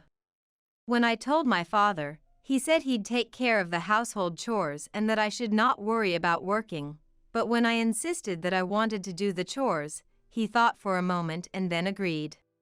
Since quitting my job, I've been able to focus on household duties. Spending more time with my father has enriched our days. However, things gradually began to change. Welcome back. You must be tired today. Is dinner ready? Dennis started coming home late, and with my father already asleep by the time he returned, the three of us had fewer meals together. Today, I was watching TV with Dad and... Can you be quiet while eating? Oh, sorry. Dennis is as kind as ever when my father is around, but lately, he's become very cold when it's just the two of us. Thinking I might be burdening him since I quit my job, all I can do is apologize. After finishing his meal, Dennis gets up to prepare his usual after-dinner drink, then suddenly decides to leave the dining room. Where are you going? What about your drink? Shower. He says curtly and leaves, closing the door roughly behind him. Not knowing if he's just in a bad mood or tired, these days have been so continuous that I can't help but sigh. The next day, as usual, I wait for Dennis to come home after my father has gone to bed, but he doesn't return even after midnight. Worried, I try calling him, but he doesn't answer his phone. Just as I'm getting really concerned, a message arrives. What? Even the text feels cold. I sigh again, relieved that he's at least safe. Still at work? I was worried because it's so late. He responds quickly. On a business trip. The reply is short. But from this, I understand he won't be coming home today. I hadn't heard anything about a business trip and think he should have told me earlier, but I also worry that mentioning it might upset him more. So, you're on a business trip. Got it. When will you be back? I send this, but get no reply. After that, Dennis's business trips seem to increase, without him telling me when he'd be leaving or when he'd return. My father worries too, and when Dennis is home, asks him if everything is okay. I'm totally fine. Just working hard for the family. Dennis responds with a bright smile he no longer shows me. Seeing this, I wonder if he's upset with me. I try to talk about it, but he dismisses it, saying he's just busy or tired, and we never really have a proper discussion. Eventually, Dennis hardly comes home at all. Suspicious, I start to wonder if he's having an affair when suddenly, I receive a message from Dennis's mother, Cecile, after a long time. Give me Dennis's company address. The message is blunt, without any greeting. Since the beginning of our marriage, my in-laws haven't liked me, often making snide remarks or harassing me, so over time, I've distanced myself from them, although Dennis understood and it never affected our relationship. But we never attempted to mend things, so the relationship remained distant. Puzzled by Cecile's abrupt message, I reply. It's been a while. May I ask why you need Dennis's company address? This seems to upset her, as she calls me angry. Hello. It's been a while. It's not been a while. You've had Dennis looking after your father and quit your job to do no housework at all. What's this about? Because of you, Dennis has been staying at our house. He forgot something today and was going to drop it off at his company. And you're acting like this. Unbelievable. Give me the address now.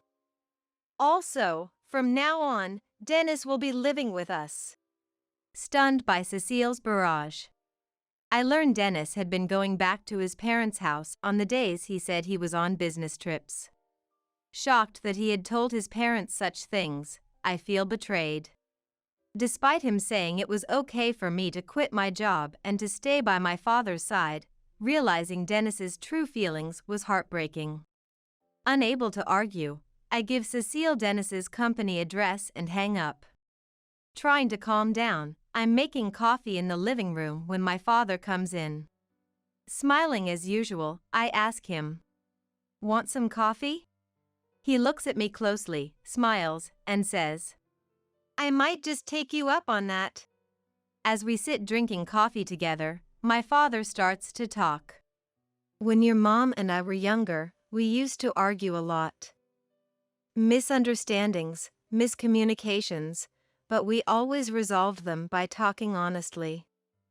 Maybe couples who can argue and fix their relationship are better off, understanding each other more deeply and getting along better. Listening to my father, it feels like he sees right through me. His words resonate with me, and I decide to have a proper talk with Dennis. Yeah. Thanks, Dad. When I told my father, he laughed. Then, after receiving a message from Cecile, I sent Dennis a message saying I wanted to talk. However, Dennis replied that it was too much trouble, making me sigh. Who's making it troublesome? Anger towards Dennis started to bubble up. I wanted to reply impulsively, but I took a deep breath to remain calm. Maybe that triggered it, but Dennis stopped giving me money for living expenses. He wouldn't answer my calls anymore, and my messages about the living expenses were ignored too. His selfish actions were making my love for him fade. Was there any point in staying married? The thought of divorce crossed my mind. I was disillusioned with Dennis for being so irresponsible and selfish. But not wanting to worry my father further, I put the thought of divorce on hold and decided to use my savings from before I was married to get by. I had gotten used to life without Dennis, enjoying my days with my father. Then one day, my father collapsed. He was rushed to the hospital, where I was told he didn't have long left. I broke down crying there, unable to comprehend the doctors' and nurses' words. When I went to my father's room, he was conscious, forcing a smile and apologizing for worrying me. I took his hand, trying my best to smile back despite my swollen eyes. What kind of face is that? My father laughed, looking sad, making me feel like crying again. Since my father would be hospitalized, I went home to prepare some changes of clothes. Alone at home, I started crying again. The house I grew up in, filled with too many memories, felt unbearable to be in alone. While I was crying, my phone rang. Thinking it was the hospital, I checked to find a message from Dennis. We live separately now. Take care of your own living expenses. Why don't you use your father's pension? The moment I read it, I threw my phone in anger. That was the moment my feelings for Dennis completely vanished.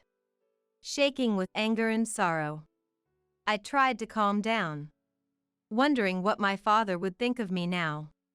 Somewhat calmer, I washed my face and finished preparing to go back to the hospital. Just then, the mail arrived with news that seemed like a blessing to me at that moment. After seeing it, I firmed up my resolve, left the documents at home, and headed to the hospital. My father's condition worsened, and I realized our goodbye was near. I spent my days at the hospital laughing and talking with my father, and crying when I returned home. Eventually, my father passed away peacefully. I was able to watch his final moments as if he was sleeping peacefully. I was devastated but also grateful for everything he had left me. With my relatives' support, we managed to hold the funeral without issue, but Dennis and his parents never showed up. I hadn't informed them of my father's death, so I had no expectations. However, Dennis showed up days after finishing my father's posthumous affairs, nonchalantly with a lot of baggage. Long time no see. Luis passed away? Seeing Dennis, I felt a rush of anger, but managed to keep my composure. What do you want? What's with the baggage? No way to greet, huh? Isn't it obvious? Your husband is back. Also, this is my parents' stuff. Excuse me? Hearing the word husband from Dennis was extremely unpleasant. I couldn't believe someone who had left on his own, stopped contributing to our living expenses, and lived as he pleased dared to refer to himself as my husband. You were waiting for me, right? No job, struggling with living expenses, and having to take care of your father alone. Speechless with joy? Or rather, you fell for my plan. Dennis mentioned a plan that caught my attention, and I asked what he meant. The unbelievable response came back. Luis moving in? I hated that idea. Living with Luis? You must be joking. But if I said that, you might consider divorce. And if we divorced, I wouldn't get this house. So, I moved in with the act of a loving husband, made you jobless, to ensure you and Luis would depend on me. That way, this house would become mine. Hearing this, I found myself glaring at Dennis unconsciously. This is not something a normal person would think of. The shame of having married such a person, and the overwhelming guilt towards my father made me tremble with frustration. You say that yet you leave and stop providing for us. Isn't that contradictory? At that, Dennis began scratching his head, looking annoyed. Yeah, I reached my limit of patience. I never thought I'd be such a short-tempered man. But I thought you wouldn't have the courage to divorce, so my plan would still succeed even without me. His smirk made me wonder what I ever saw in him. I don't want to see his face or hear his voice anymore. Dennis had become physically repulsive to me. And so, my plan succeeded. This house might be old, but it's spacious and in a good location. It'll be worth a lot when sold. From today, I'll live here with my parents. It's rare to find someone so selfish. He must have never learned about morality. Well, considering his parents, it's not surprising. As I stood there in silent disbelief, Dennis, thinking I was shocked, added insult to injury. I'll take Luis's house. Get out. Watching the in-laws' belongings being moved in, I realized Dennis had no grasp of our situation. Dennis looked down on me with disdain. After his appalling comments about my father, I couldn't let this go. I found myself unable to hold back laughter at Dennis's ridiculous statements. Surprised by my sudden laughter, Dennis looked puzzled. Have you lost your mind? That's my line. The thought of confronting him with reality made me laugh uncontrollably.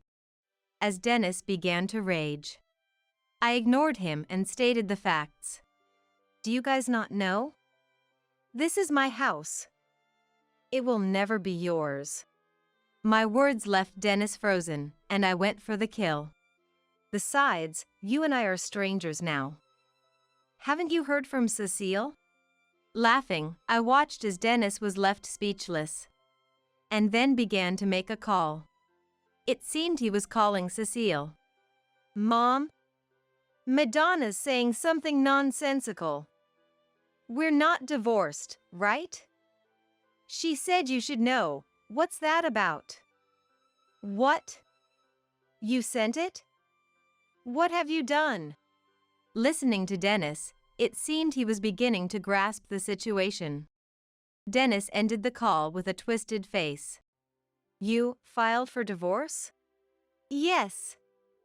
Exactly. The day your father was hospitalized. Cecile sent the completed divorce papers by mail, and I was so happy I sent them back the next day. Cecile did something nice. Darn. Even if it arrived, you shouldn't have sent it. Mom said to write it just in case. I never intended to divorce. Well, you filled it out, didn't you? I don't know about your intentions. I just granted your wish for divorce. You should be thanking me. Seeing Dennis so frustrated was satisfying. Cecile must have sent it to harass me, but to me, contemplating divorce that day, the arrival of the divorce papers was great news. Afterward, Dennis, panicking about property division and claiming rights to the house because he moved in with my father, was easily rebutted. Knowing there wasn't much to divide since the property wasn't valuable and was in my father's name at the time of the divorce, I explained it wasn't subject to division. When Dennis desperately claimed my personal savings from before our marriage should be divided, I clarified that too was not subject to division. Dennis turned pale, unable to respond, his mouth moving like a goldfish. I was tempted to mock him further, but I composed myself for a more mature response. Can we stop this now? Bringing so much stuff into someone else's house is troublesome, and frankly, it's trespassing. If you plan to stay any longer, I'll have to call the police. When I said that, Dennis hurriedly started moving his things out and left as if fleeing. I closed the door and, looking at a photo of my parents, murmured, "This is for the best. I'll become stronger, so watch over me." Thinking about whether my parents had reunited in heaven eased the sadness, and strangely, the loneliness dissipated. I gathered my resolve and started looking for a job. Just then, a friend contacted me. They had heard I was job hunting and reached out. They had a job in mind that suited my expertise. I was introduced and interviewed by HR, and was hired on the spot. A few days later, Dennis sent a message. I was stubborn last time, my bad. I actually wanted to make things right with you, that's why I came to the house. Knowing it was all lies, I struggled with how to respond, eventually finding it too bothersome and choosing to ignore it. Despite my silence, a series of poem-like messages began to arrive. We were like the sun and moon back then. I reached out but couldn't touch you. Those days of struggle are now memories. We can be within reach now, right? I can't go on without your love. Won't you give me that glowing love once more? My life is yours. You mean everything to me. Our love is eternal. No matter where, I will continue to love you. Your heart is where I belong. Each time a poem arrived, I showed it to my colleagues, wondering if it could be used for work. I work in editing. Sometimes, phrases like these can be useful. Ah. Here comes the emotionally unstable stalker. Great material when I'm out of ideas. Dennis has become a source of content, unbeknownst to him. But his messages only fill me with disgust, so I don't reply. Then one day, the doorbell rang. Peeking through the peephole, I saw Dennis. Thinking he had finally escalated to a direct approach, I called the police immediately. Hey! I know you're there. I can see your car.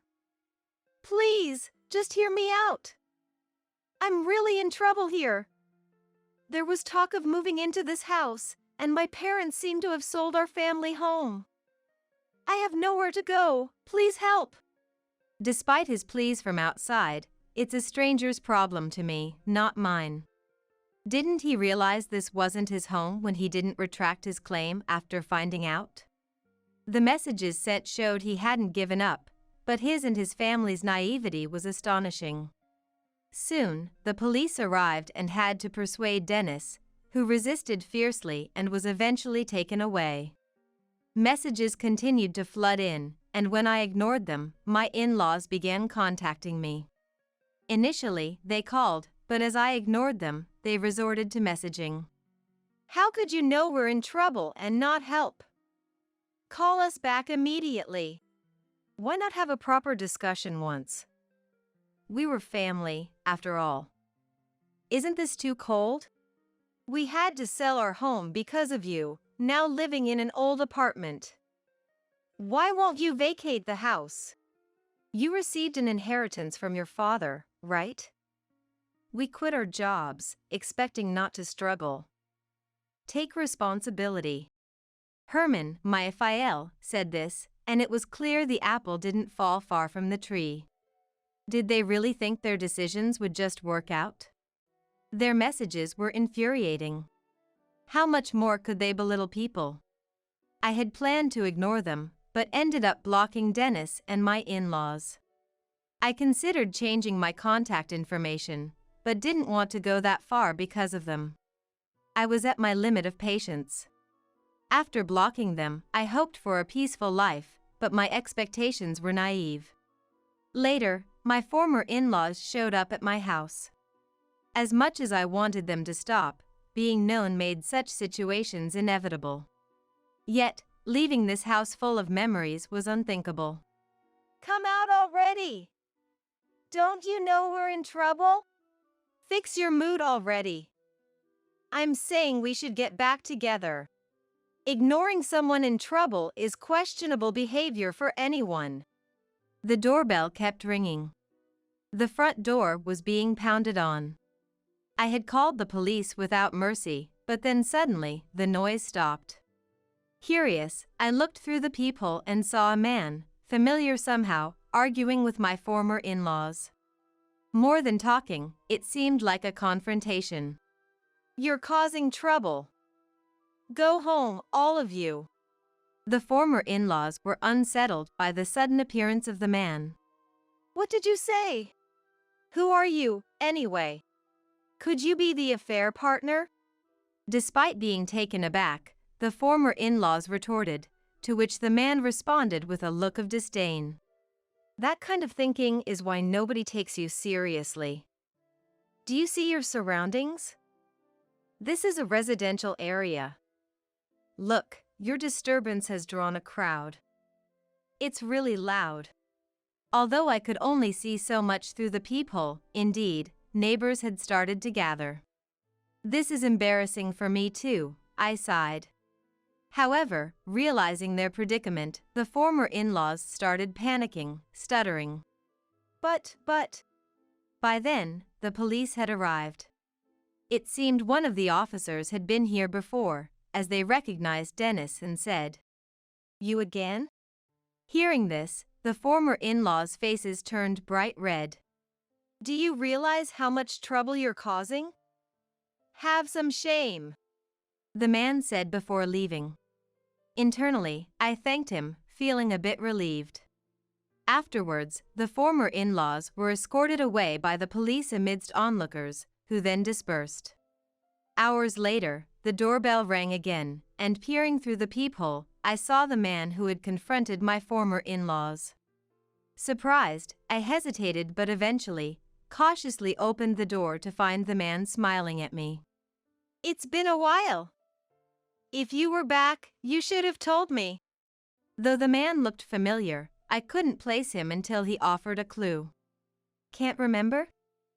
"Well, it has been over 10 years. It's me, Charles." Hearing the name jogged my memory. My childhood friend Charlie, or Charles. "What? Charlie? Now that you mention it, I can see the resemblance." Charles was a childhood friend who lived next door, but we hadn't seen each other since he transferred to a sports-focused elementary school. Remembered, huh? I've moved back home too. So, we're neighbors again. That's amazing. It's been so long. And thank you for earlier. You really helped me out. As I expressed my gratitude again, Charles laughed. "Don't mention it," he said, making me smile in appreciation. Caught up in nostalgia, our conversation grew lively, and I shared the recent events with him. Charles offered his support anytime, giving me a strong ally. Upon learning of my father's passing, Charles brought flowers as a tribute. He remembered my father, even though we were just kids back then. I was delighted to have someone with shared memories in my life. Later, I received a letter from a lawyer in the mail. Without any clue what it was about, I opened the envelope to find several papers inside. The documents claimed I had committed adultery during my marriage and demanded compensation. What is this? I wondered, noticing an unread message on my phone. It was a message from an address I didn't recognize. The message, from an unknown address, stated that my ex-husband, Dennis, had filed a lawsuit for adultery during our marriage. It threatened to inform my workplace unless I admitted guilt and settled immediately. Knowing no legitimate lawyer would send such a letter, it was clear this was the work of my former in-laws. The letter's authenticity was doubtful, so I decided to consult a real law firm. A genuine lawyer confirmed the letter was a complete fake. The supposed lawyer's name was unregistered, confirming my suspicions. Though I considered ignoring it, I decided to feign falling for their trick. "I've reviewed the content, but I can't recall any such incident. If you're accusing me of adultery, please provide evidence. You seem..." But the emotional damage to Dennis is substantial, and the claim is for compensation for that. No lawyer would proceed without evidence. It was clear they were operating on scant knowledge. There's no fact of infidelity, so of course, there's no evidence. You mention emotional damage, but do lawyers act on such baseless claims? Dennis's plight has moved me, and I've taken on your case with the intention of helping. If you show some sincerity, we don't intend to make a big deal out of this. Quite an emotional lawyer, aren't you? Just to confirm, though you're probably aware, it's illegal for someone to impersonate a lawyer, with potential jail time or fines depending on the case. You are a real lawyer, right? After that exchange, the previously prompt replies stopped. Wondering what their next move would be, I received a message. Of course, I'm real, but I've been persuaded by your passion. We've decided to drop the lawsuit. No, don't bother dropping it on my account. I have no such passion, quite the opposite, in fact. Since you fabricated this affair, I'm inclined to fight this fully and am considering hiring a lawyer myself. I look forward to seeing you in court. After my reply, there was no further contact. Though the messages stopped, the former in-laws again made a direct assault, screaming at my front door about how they were wrong and begging me to drop the lawsuit. Awoken by the commotion, I checked the time to find it was past 1 a.m. Frustrated and at my limit, I yelled, "Enough! Stay away from me forever!" as I flung open the door. The former in-laws, having never seen me so enraged, were stunned. Toxic family. Try anything else and see what happens. Saying this, I grabbed my father's wooden sword that was by the door. Seeing the sword, the in-laws' faces turned pale, with Dennis muttering an apology. "If you're sorry, then disappear. Don't ever come back." I yelled even louder, causing Cecile to tear up, looking like she might cry. Then, I saw police car lights approaching, indicating that the neighborhood had called them due to the late-hour disturbance. As they were taken away, Cecile desperately pointed at me, telling the police, "That person! They tried to hit us with a wooden sword." When the police turned to me, asking if that was true, I explained, "I was just startled by the incessant doorbell ringing and knocking, thinking it was an intruder. I had the wooden sword for self-defense." The officers seemed convinced. Charles, who had been nearby and witnessed their frequent assaults, vouched for me. His testimony, along with their malicious behavior, led to their swift arrest. It was finally quiet.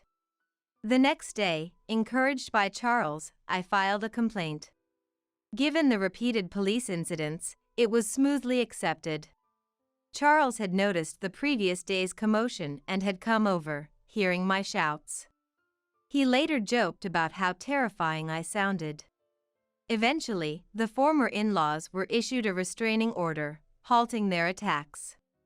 Moreover, someone had recorded the commotion and posted it online, leading to neighborhood gossip. Unable to move due to financial constraints, they likely live off the grandparents' pensions. As for me, my relationship with Charles quickly evolved, and after a few months, we started dating following his confession. Spending time with Charles, always making me laugh and showing kindness, felt incredibly fortunate. I'm thankful every day, considering it a blessing from my father. Really, she should just hurry up and leave this world. She's such a nuisance. We, the married couple, said about our son's wife whom we disliked. Ever since she started living with us, she kept making snide remarks. Day after day of accumulated stress. I wondered if we had to continue living with her verbal abuse and harassment. Then, one day, for some reason, she gifted me a luxury car worth $50,000. "I got it serviced, so it's ready to drive, LOL," she said. Having no interest in luxury cars, I decided to let our son use it. However, when our son returned home 5 hours later in the new car, he was furious at his wife. She was surprised and began to apologize, tears streaming down her face. I am Addison, 65 years old. I live with my husband Ivan, our son Jake, and his wife Betty. Ivan has been a construction worker for many years, and even after retiring, he still helps out occasionally. After graduating from college, Jake joined a top company and then incredibly started his own. It's a web-related company, but I don't know much about it. However, the business seems to be doing well as he often happily talks about his colleagues. Originally, Jake and Betty lived separately from us. But, concerned about us aging and living alone, he moved his company closer to our home. After becoming independent, they started living with us, but instead of a happy family, a major problem arose. Betty, our son's wife. She constantly found reasons to complain about me and Ivan. The bathroom is dirty. Ivan, don't use it, please. How dare you speak like that? But it's really dirty. It's just unhygienic. Ivan, having worked in construction, sweats due to the physical nature of his job. Even though he's over 65 and retired, there's a serious shortage of workers. So he helps out a bit. He often bathes first.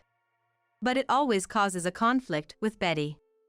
Both Ivan and Betty are straightforward, so they never got along. Betty has been in a bad mood ever since she moved in with us. Born and raised in the city, she probably hated the idea of living a bit more rurally with us. What is this house? There are bugs. Well, of course, there are bugs. Unbelievable. I never had bugs when I lived in a condo. This is the worst. Get them out. Our house is a single-family home. Jake rebuilt it, so it's pretty nice, but somehow, spiders and other bugs get in. There seem to be other dissatisfactions, like the department store being far away. Addison, what is this meal? It's like something for the elderly. I can't eat this. Is that so? I'm sorry. Huh, this is really the worst. I'm ordering delivery. I don't need mine. Betty said this and began fiddling with her smartphone, her knees shaking. Her harsh words made me shrink back. Betty ate pasta and hamburgers she ordered for delivery. Our meals were more vegetable-heavy, but even that seemed to irritate her. Also, she never did any housework. I can't be bothered with chores. Addison, please take care of it. All right. I always felt like a housekeeper in my own home, uncomfortable. The strong-willed Betty really didn't get along with Ivan. Ivan is also strong-willed and blunt, so they were always arguing. Ivan, don't just sit on the sofa when you get home. Huh? Why do I have to listen to you? Because you've been working and sweating all day, right? It's dirty. Now I can't use the sofa. What did you say? Both of you, calm down. It was always like this. However, Betty's attitude changed when Jake came home. She would be all smiles and charming when Jake was around. I'm home. Jake, listen. Ivan was being mean to me again. Again? Dad, don't be too harsh, okay? And Betty, Dad isn't a bad person, he's just blunt. But Ivan's way of speaking is unacceptable. It's scary. When Jake was home, Betty clung to him. We were so astounded by her quick change that we were speechless. Then, Betty's harassment escalated beyond verbal abuse. She rarely cooked, but one day she decided to make a meal. It was a weekday lunchtime, so only Betty and I were home. She seemed to be making pasta, warming up some ready-made meat sauce while looking at her smartphone. The moment I tasted the dish she served, I started coughing. It's spicy. What is this? Haha, your face is so red. That's hilarious. Betty laughed out loud. She put death sauce, hotter than Tabasco, into my portion. She laughed at me as I desperately drank water and coughed. Other harassments included setting the bath water too hot and deliberately dirtying the laundry. I couldn't take it anymore and decided to talk to Jake. Sorry to bother you after work. It's about Betty. Things have been really bad lately. Bad in what way? She purposely put death sauce in my lunch, made the bath too hot to enter. If there are things she's unhappy about, I'm willing to try and fix them, but could you talk to her? Really? Jake was surprised and called Betty right away. Are you harassing Mom? No way. I would never do that. What did Addison say about me? That's terrible. But you put death sauce in my lunch the other day. And there's more. That's not true. I just wanted to spice things up a bit and it went wrong. I just wanted to make a delicious pasta for Addison. I'm not good at housework. Mom, I'm sorry. Betty isn't really good at housework. It wasn't on purpose. I'm sorry. I'll stay away from housework since I'm causing trouble, she said in a voice filled with false regret. I wanted to scream out that it was all lies. But I was too scared to think about Jake believing Betty and leaving. Jake, our beloved and only son, who we raised so carefully. I didn't want to become estranged from him at this age. I had no choice but to stay silent. Betty's harassment only got worse. Addison, isn't the meal ready yet? You're so slow. I was just cleaning. Can you wait a bit? You're so clumsy. You could help out a little. But you said I shouldn't do housework. I'm not good at it, so it's your job, Addison. Oh, and since the weather is nice today, please wash our room's sheets and pillow covers. She laughed heartily. I was exhausted, used by Betty every day without rest. Ivan was worried, but I had given up and said nothing. Then, one day, something happened. Betty came to me with a pleased look. Addison, as a thank you for always taking care of me, please accept this gift. She handed me car keys. This car cost $50,000. It's been serviced and is ready to drive. The dealer had driven it over, and a luxury car was parked in front of the house. Why all of a sudden? I thought you could use a new one since your car is old. Indeed, my car is getting old, but... You're happy, right? Thank you. Confused, I nodded at the pleased Betty. Satisfied with my reaction, Betty returned to her room. I didn't really need the luxury car. I decided to offer it to Jake and take his car, and talk to him that night. Betty gave me this car as a thank you, but I don't need a luxury car. You use it. Really? Thank you. I'll try it out tomorrow. Jake smiled happily. The next day, Jake went fishing in the new car. I was doing housework as usual, spending some quiet time with Ivan. Then Jake came home. But something was off, and he was slamming the door roughly. Ivan and I exchanged puzzled looks as an angry Jake entered the living room. Mom, you got that car from Betty, right? Yes. It was suddenly delivered to our house yesterday. Is something wrong? Did you touch it? Of course not. It's a luxury car, so I thought it's best not to touch anything. Is that so? Betty! After hearing my response, Jake called out loudly for Betty. Betty hurried down from her room on the second floor. Jake, welcome back. What's up? Did you do something to the car you gifted Mom? What? What do you mean? I drove it today, and the engine oil was completely empty. What? You drove it? I was shocked at Jake's words and covered my mouth with my hand. I was stunned to have given Jake a car with such a defect. Jake looked at Betty with a troubled expression. It's like you wanted Mom to drive a car without oil. No way! I just wanted to give it as a thank you gift. Today, I planned to go see fishing and drove 2 hours to the spot. But the car made strange noises and even started to smell burnt, so I took it to the dealer, and they said there was no engine oil. Really? I can't believe there was a defect. Maybe the dealer forgot to put it in? I thought so too, but something strange happened. There was no warning light. Normally, when the engine oil runs out, a warning light should come on, but it didn't light up at all. What? I requested a proper service. That's a lie. What? Betty's expression stiffened at Jake's words. The person who repaired it happened to be the same person who serviced that car. He said it was strange to get a request to remove the oil and disable the warning light so that no one would notice.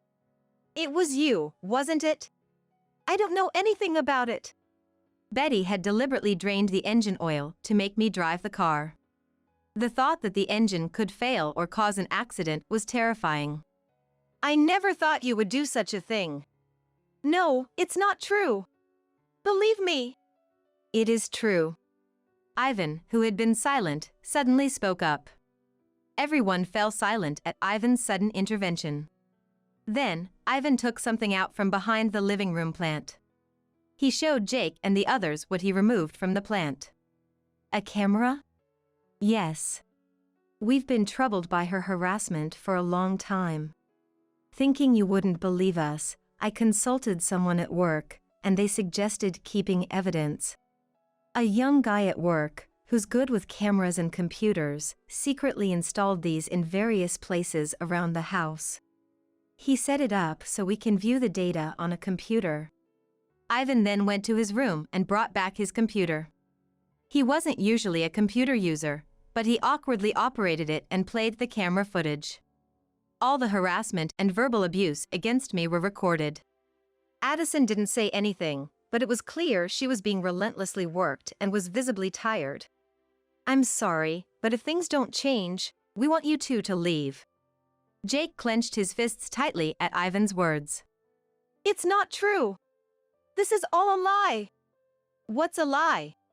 You've been lying to me all this time, saying Mom and Dad harass you, are too strict. How could you do such things to someone's parents? I'm sorry. Please forgive me. I won't do it again, okay? I can't live with someone who can casually do such terrible things to others. Let's get a divorce. Divorce? That's a problem. Do you know how much that car cost? I took out a loan and can't pay it back. So you married me for the money. That's not true. I couldn't stand to look at Betty's flustered excuses. I always knew Betty was after the money. She must have been freely using Jake's credit card to shop. Everything she wore was branded.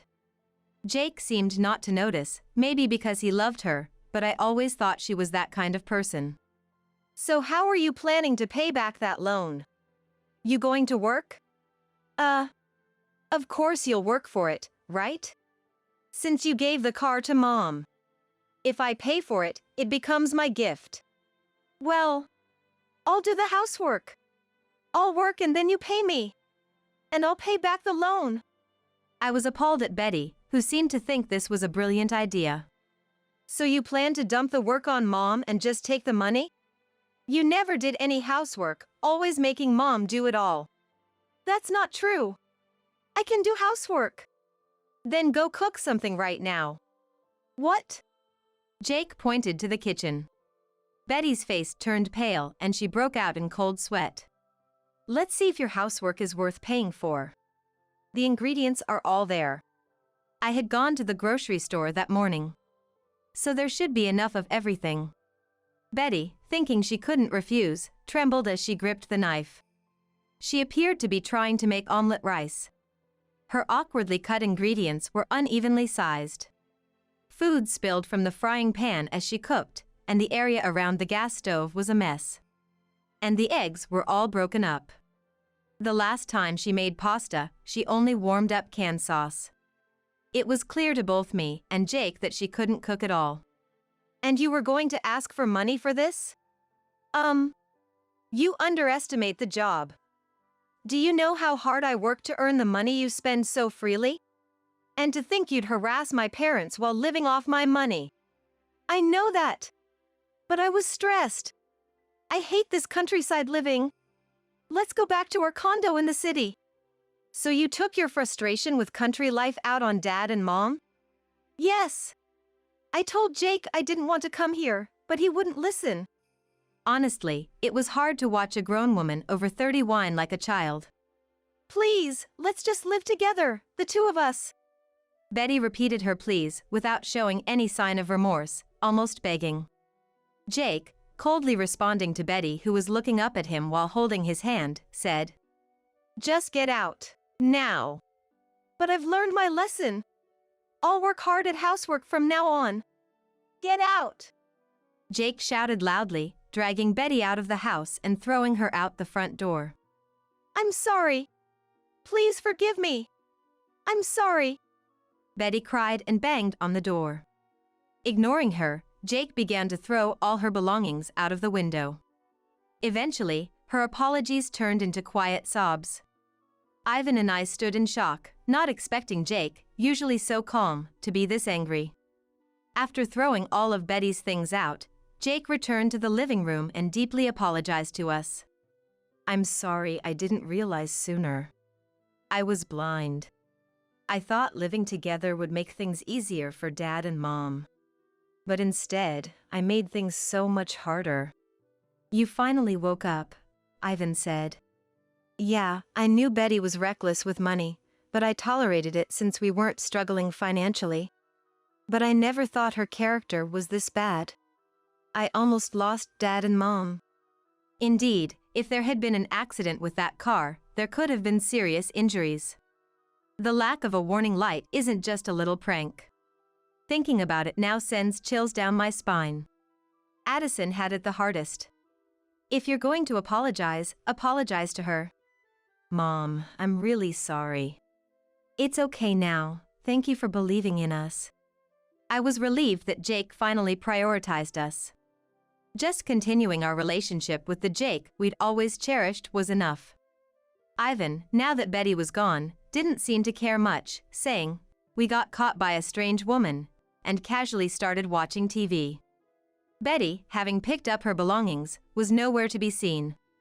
After that, Betty called almost every day. It's your fault! It's all your fault! She would scream in a high-pitched voice until hanging up. When Ivan answered, she would just shout, but she seemed to cry and apologize when Jake picked up. The harassment wasn't just through phone calls. Garbage and dead rats started appearing at our front door. What's all this? Let's get evidence first, Ivan said. He took photos with his mobile phone and cleaned up the mess, putting the carcasses in a plastic bag. There's no way such bold harassment would go unnoticed. It seemed Jake and our neighbors had noticed too. A neighbor friend called, worried about a strange woman lurking around our house. After asking Ivan's construction company to install security cameras, we caught the entire act on video. Seeing this, Jake sighed. Then the next day, Jake went to the police and filed a report. Eventually, Betty was charged with multiple crimes, including threats and obstruction of business. The recorded phone calls and the garbage left at our front door served as evidence. She also caused trouble by showing up every day at Jake's company to apologize. Such a selfish person. Her selfishness led to more fines, increasing her debts. After that, she apparently sold her branded bags and clothes to scrape by. She got a job, but, inexperienced in the workforce, she couldn't keep it and ended up working at a nightclub to make ends meet. Even there, she couldn't compete with the younger crowd and wasn't earning much, living day to day in a very old apartment. This is what I heard from a neighbor. After she caused a scene, crying and screaming at our front door, the neighbors asked what happened, so I told them everything. It quickly spread around the neighborhood, turning into gossip. I thought she would move far away, but without money to move, she's stuck near our lower rent area, living in an apartment about a 10-minute walk away. Any sighting quickly becomes neighborhood gossip. The neighbors, even more talkative than me, seem to know more about Betty's life. Rumors about her are endless, drunk every night, constantly fighting with different men. Jake's company is doing well, and he's busy every day. Seemingly done with romance for now, he's reaping the rewards of his hard work. How about going on a trip? He suggested. Really? That would be nice. As an apology for all that happened. Let's go to a spa. We still live together, Jake, Ivan, and me. Life has been peaceful and comfortable since Betty left. Jake occasionally takes us out for meals and shopping, showing his filial piety. I'm proud of how kind he has become. Is there anything you want? Jake often asks. But I don't really want anything. I'm not interested in luxury goods, and while I'm proud of Jake for starting his company, I don't want to splurge with his money. More than anything, I'm happy just living peacefully as a family of 3. Of course, I'd be happy if Jake brought home a wonderful woman next time. I hope he finds someone special and builds a lovely family.